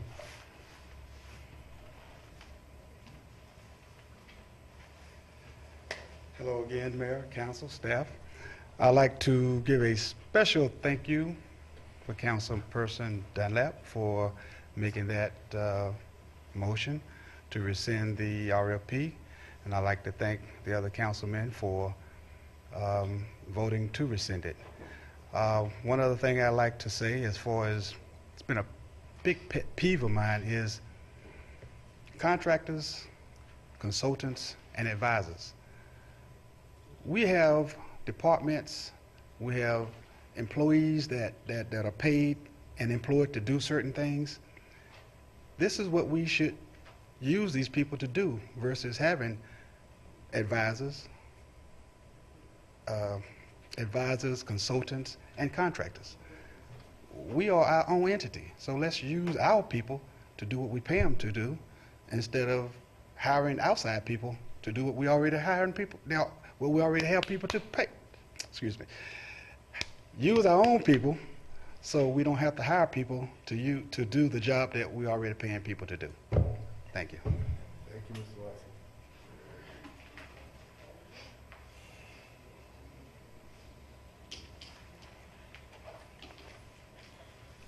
Watson. Good evening again, Mayor and City Council. Renal Davis, 2nd District. This is the first time I've ever really commented on our city's dedicated newspaper called Inglewood Today, but I felt an inspiration based really on what has happened earlier this night. I can't remember the person who said it, but it's words to live by. All politics is local. I'd like to make a request to one of the writers and the editor of Inglewood Today. I wish you guys would keep it a little more local. Our entire front page is taken up on something that's national, but it doesn't really pertain to us, and if it does pertain to us, it pertains to us in a bad way, because it's about voter suppression and our Attorney General being in hot water about it. I would say voter suppression. This is Inglewood, California.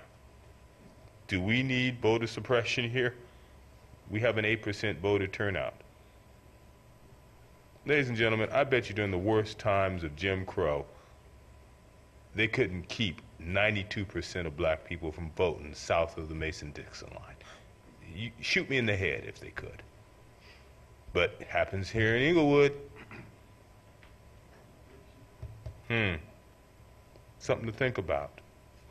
You know, other articles are befitting our newspaper.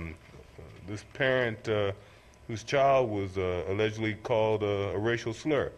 Yep, teacher did it, should be fired.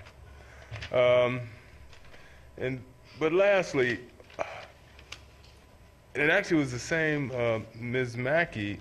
She wrote about the Kings, and sadly, I came away with the article being a backhanded compliment, where she spent more time really, cycling in on or circling in on people getting free tickets for the parade, but then selling them online. Really, if that's all the Kings fans were doing wrong, or it was immoral in the eyes of some, let's harken back to a few of those great years where the Lakers won the championships. How many window fronts were bashed out, Miss Mackey? How many cars were burned? How many arrests were made? I'm personally asking the Kings to come on down here and bring down the trophy with you, even though it seems as though folks like Miss Mackey really don't care. And those are my words for tonight, except for one thing. My councilwoman from the 2nd District, she said some things this evening that are very valid in that, we are all supposed to be a team here in the City Hall where people work toward a greater good or a goal, and it's like we're fighting each other. It's like if information needs to be given to people of staff to council and the mayor, get it to them, folks, okay? Thank you very much for your time.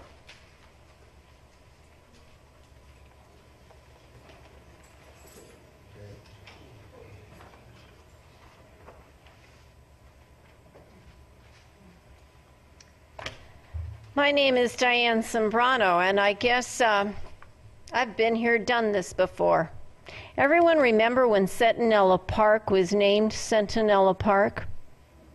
When it actually stood for the things of the historically good city of Inglewood.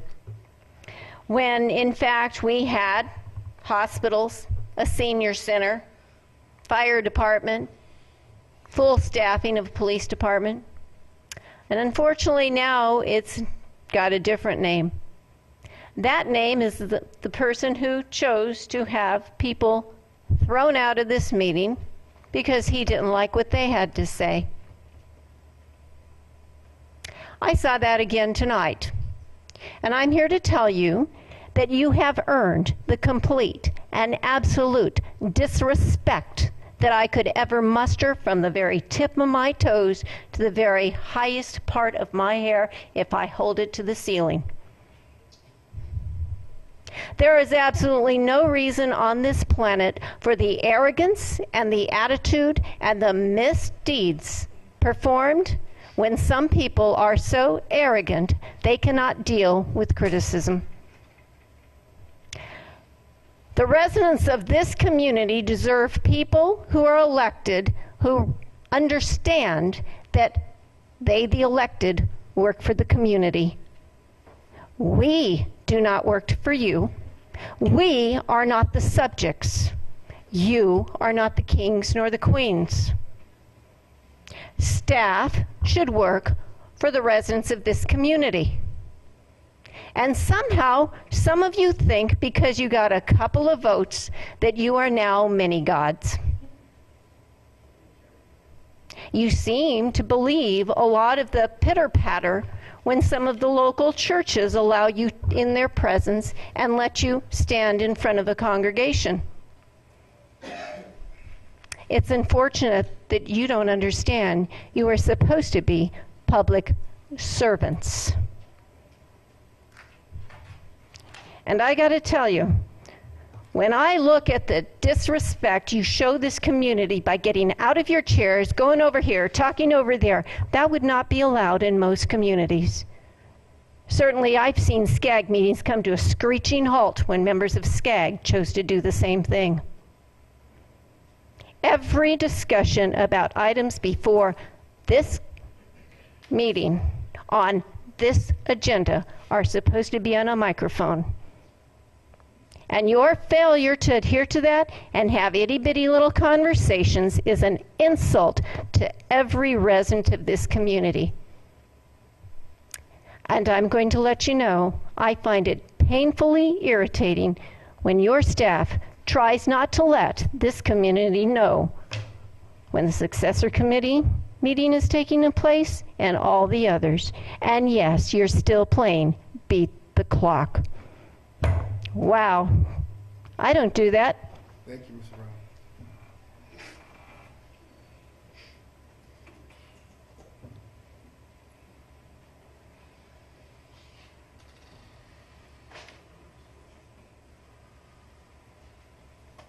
Good evening.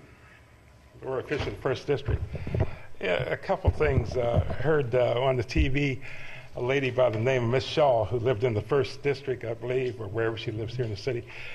She had her husband's ring over here at the cemetery, and it was taken as it was on display. I bring that up because, a couple of years ago, I came to you then and I talked to you about that cemetery. I don't know what we'd get out of it other than to bury our loved ones.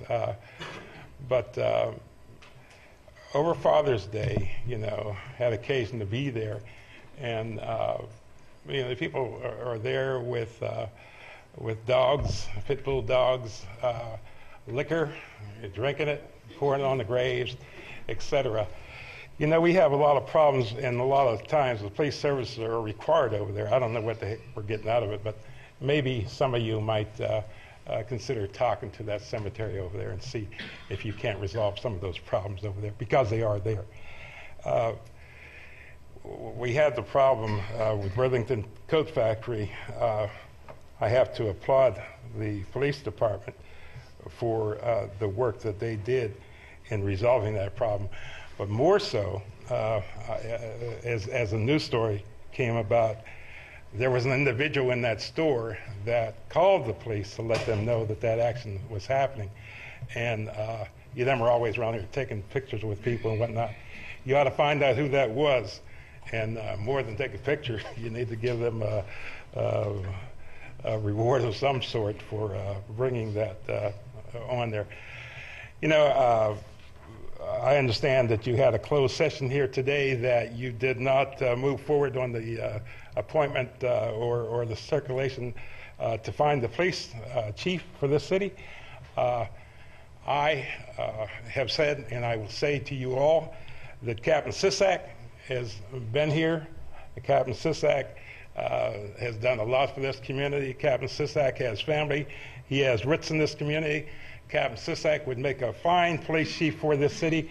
And as you move forward without spending a whole lot of money, you need to consider what you have here, rather than going out there and spending a whole lot of money for people who want to come in here and retire, on that police salary and go on to the next thing. Martin Sisak is an individual that I know that has the interests of this city in his heart, and I would hope that you them would strongly consider Martin Sisak as the next police chief for the city of Inglewood. Thank you.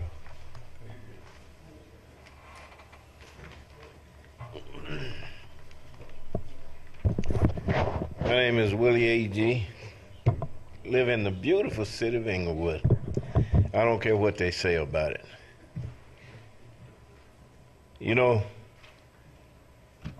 They've been talking about the senior citizen complex on Locust. I am so happy that we're getting some moves on it. Maybe we're going to get that done. But I think we're forgetting one thing. I'm Park and Recreation Commissioner, so I deal with the senior citizens at the senior citizen complex at the Veterans Center. I think we have some happy seniors over there. I know the food there is much better than I have in my house, and I don't hear but one person over there complain about the food, and that person would complain if she was eating with the Pope. But all in all, the senior citizens are being taken care of. I'm not saying anything about the new complex over here on Locust. I think they should have waited to demolish the old building, but in hindsight, you never know. If it had happened the way they had planned it to,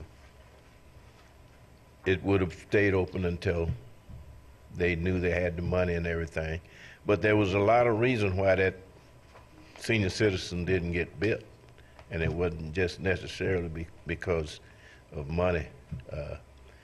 That a lot of stuff went on, and the senior citizen did select the architects that was chosen to be built there, and I'm sure that in the next one, I'm sure the seniors will be involved in it. I know I will be, and I will be happy to see it built. But don't think the senior citizens at the Veterans Center are suffering. They having a good time over there, and they being treated real nice. Thank you very much.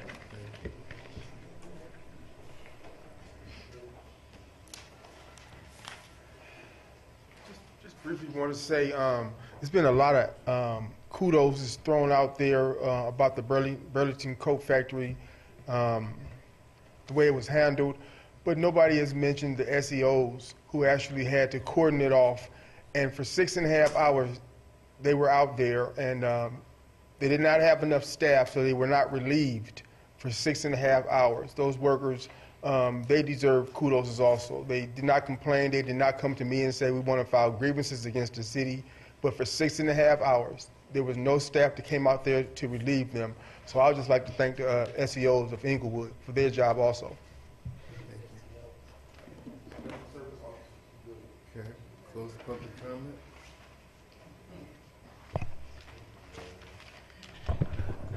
Ethel Austin, City Clerk, Ms. Harden. I would like to, first I want to apologize to the mayor for the outburst, not because I like you though, Thank you, ma'am. because it was wrong. Okay, I want to request the council as a whole to at least, I'm with this child here about these car washes. We having a lot of car wash problems, cash at hand. So we have the chairman of the Board of Equalization, which is Jerome Harden in the back, and I think Inglewood should request him. We have carriers to come and check these companies: Express Car Wash, the nail shops, beauty salons, barber shops, admission to clubs, restaurants, swap meets. All these people are cash at hand. These mom and pop stores. What she's saying about these car washes is true. They're not paying state taxes. We already broken. This is where the Board of Equalization come in at. Also, I'm glad he's here. And if you want to outsource the noise litigation, I'm going to tell you something about this noise litigation. I'm going to say it one more time. People of color, they go and they find a code so they can't install a home. They working on our brother's home. What they do, they come and they get ready. They go do their people and come back. That's discrimination. Now, if you want to outsource, so we won't lose the money, Councilman Stevens, please check on LAX because they don't know what they're doing. These homes need to be installed. We've been waiting for 15 years. Please work on that and get it out of here. That's $17 million to save right there. Another thing, Duncan Solution, that would be a double-edged sword. How you going to be our person to process tickets, then you run out here and give tickets? Come on now. You can't process the tickets and go out there and perform and give tickets. They're already regretting they gave Duncan Solution these jobs. And I want to congratulate Councilman 1, 2, and 4 for keeping and saving thousands of people jobs. Congratulations, please. And also the city attorney, furnish your work. Do your job. You good. And another thing I want to say is, what is it? I wrote it all down here. Oh, right here, number 4. It states anything on the agenda could be spoken. I wanted to let you know 4, 6, and long as you address the city clerk, which is Ms. Harden over here, and ask her and give her your name as Ethel Marie Austin, it will be documented. So that is true. So you know what? Like I said, Mayor, you were just mad because I did that outburst against you. But anyway, we can discuss payment of the bills. Okay, Mayor? All right. Thank you, Ms. And Austin. Martin Sizak, hoo-hoo! You did a good job, brother, with all of the police. Gardena, Hawthorne. Miss Austin. Gardena Police, Hawthorne, Miss Highway Austin. Patrol, Sheriffs, Martin Sizak, SWAT. You ran it, baby. You did it, baby. Right on. Sometimes that's a hard act to follow sometimes.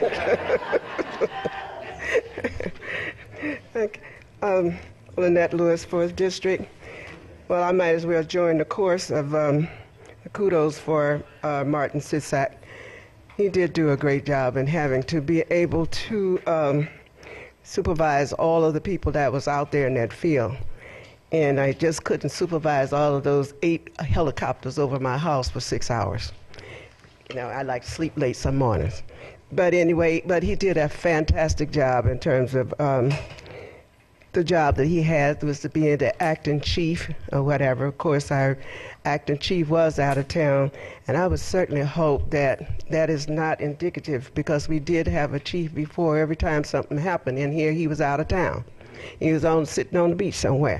So I would just hope that this is not a trend that is going to continue. However, I do want to speak a minute on the senior citizen building. You know, I would just want to make it very clear, because most time when people talk about the senior citizen center, they always talk about as if that is built just for those people who live in the senior housing. It is not. It's for all of us. Okay, it's not just built for those people.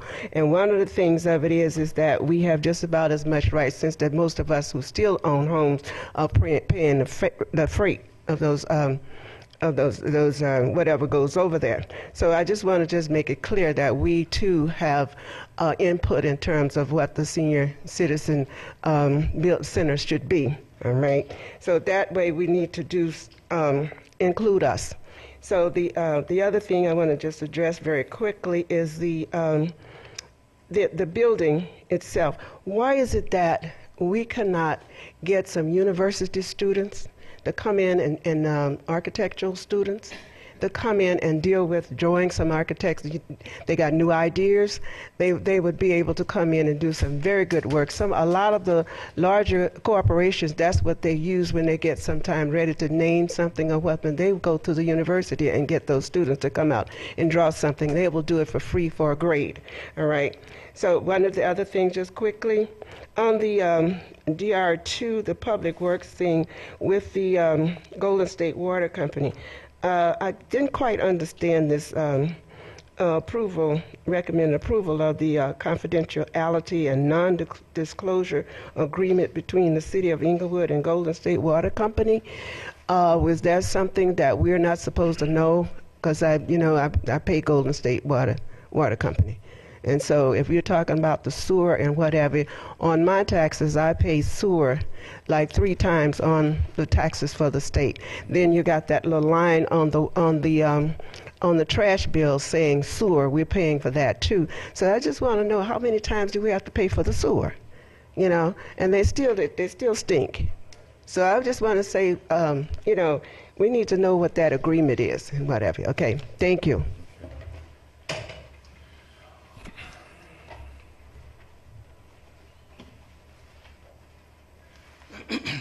Frank, District 4. On the senior center, I don't see any need for this committee. I mean, it's been almost 10 years that they've been talking about this thing. Why you need a committee to tell you what the people want?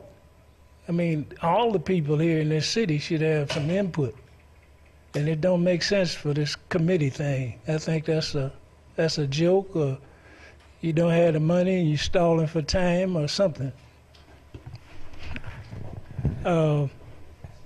Captain Sisak, I'd like to piggyback and say, I definitely think you should go in-house, and he should be the new chief.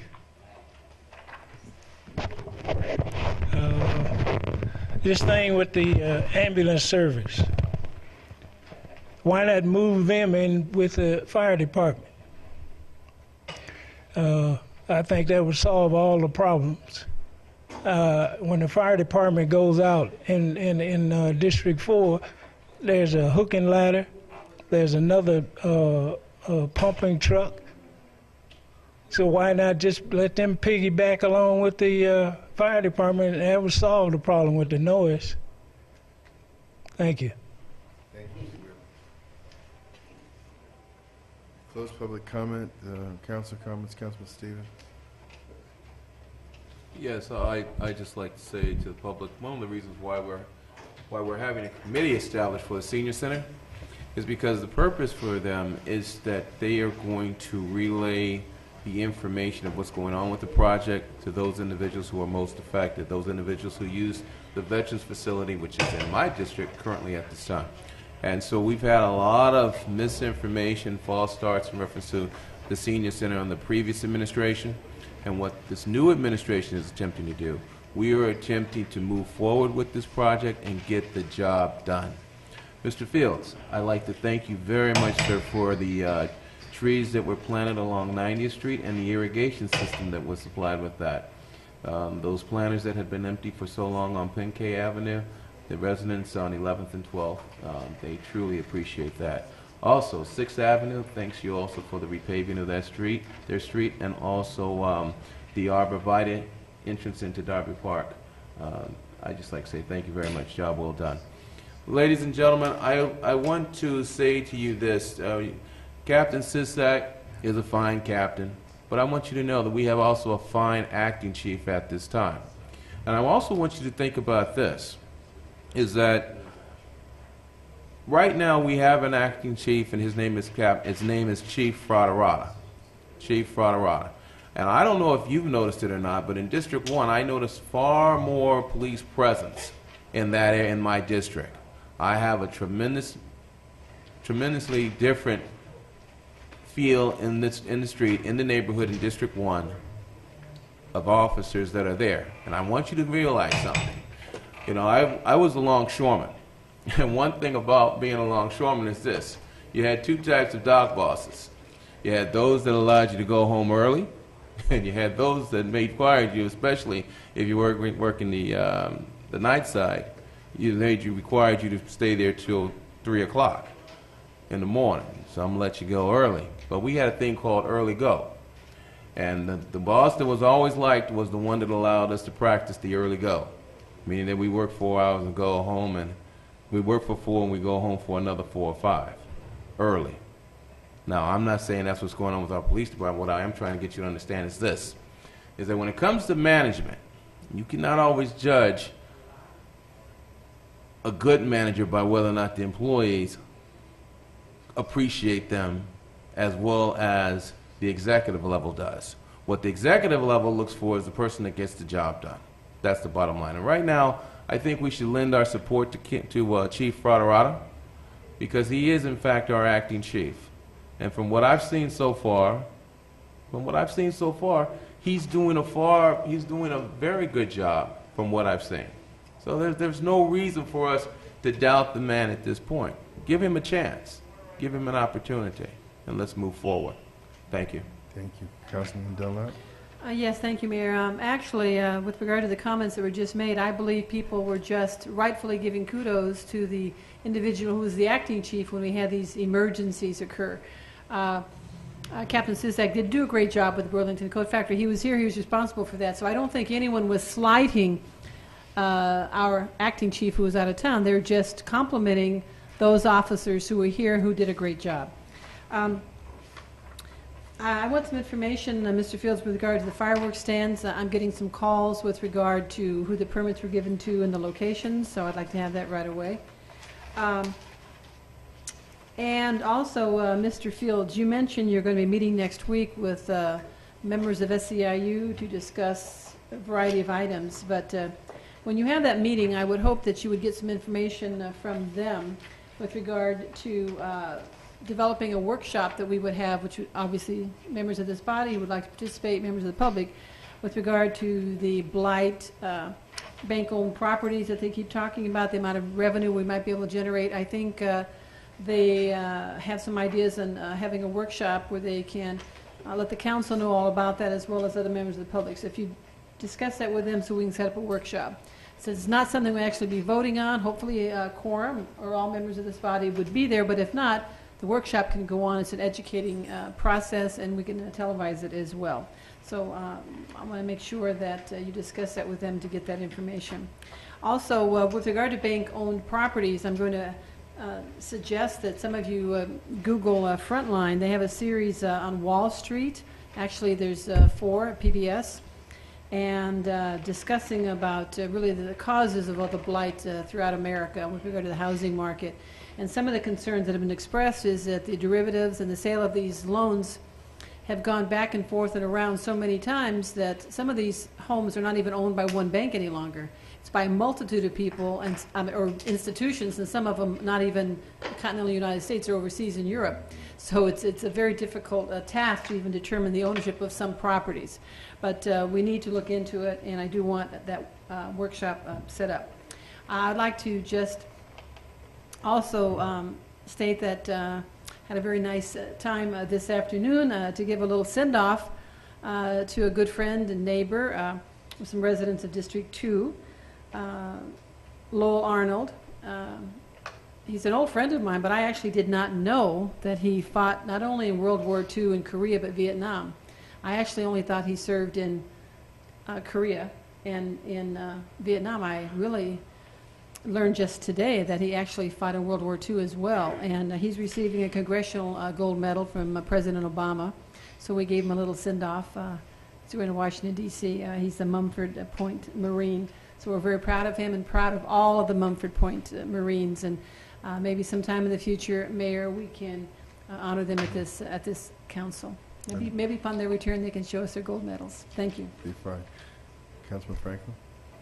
Yes, thank you, Mayor. And just to piggyback to some of the public comments, as well as to my colleague, regarding the Burlington Coat Factory matter, I was getting a number of phone calls regarding the incident, particularly when the streets were blocked off.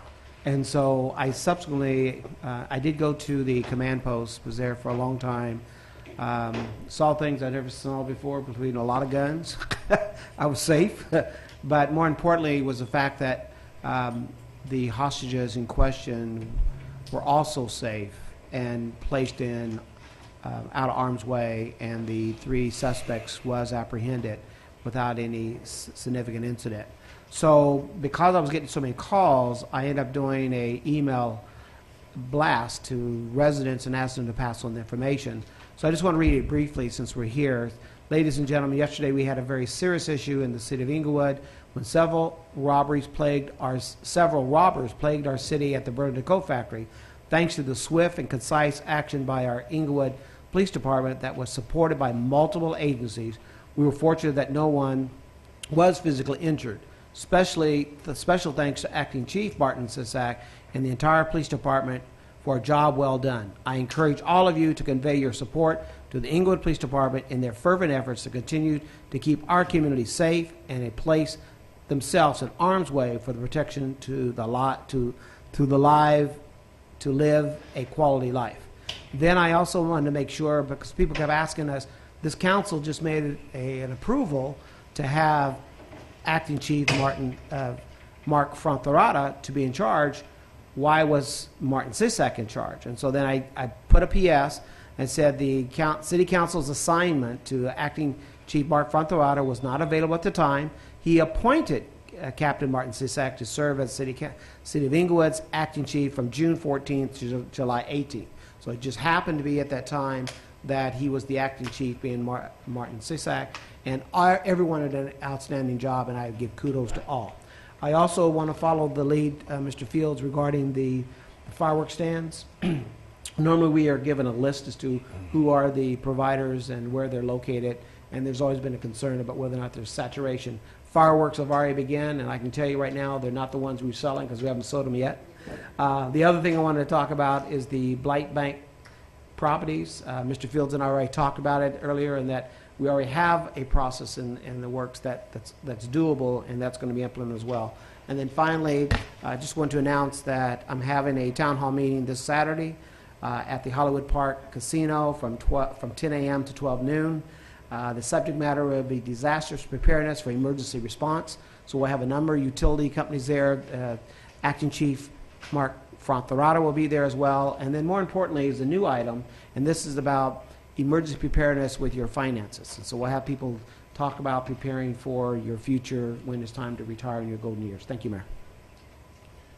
I also want to applaud the police department and the SEOs for the traffic direction at the Burlington Coat Factory incident. I don't think it was quite fair to the new acting chief. He was attending a funeral in Boston of a dear friend, so he was out of town for that day. We also should give a special recognition to Lieutenant Mike Marshall. He was the commanding officer of the command post. A lot of times people don't realize that when you have a major operation, you have a command post and it's set somewhere away from the actual incident. and there's usually a lieutenant or a captain that's in charge, and they coordinate the response. And actually, the chief is the buffer and go-between between elected officials, the media, and so on and so forth. And so we shouldn't forget Lieutenant Marshall. We have some great people in our police department. We probably have an opportunity to find a chief in-house, but what we don't need to do is politicize it, and because we like somebody, then seize upon an opportunity to say, well, gosh, this should be the guy.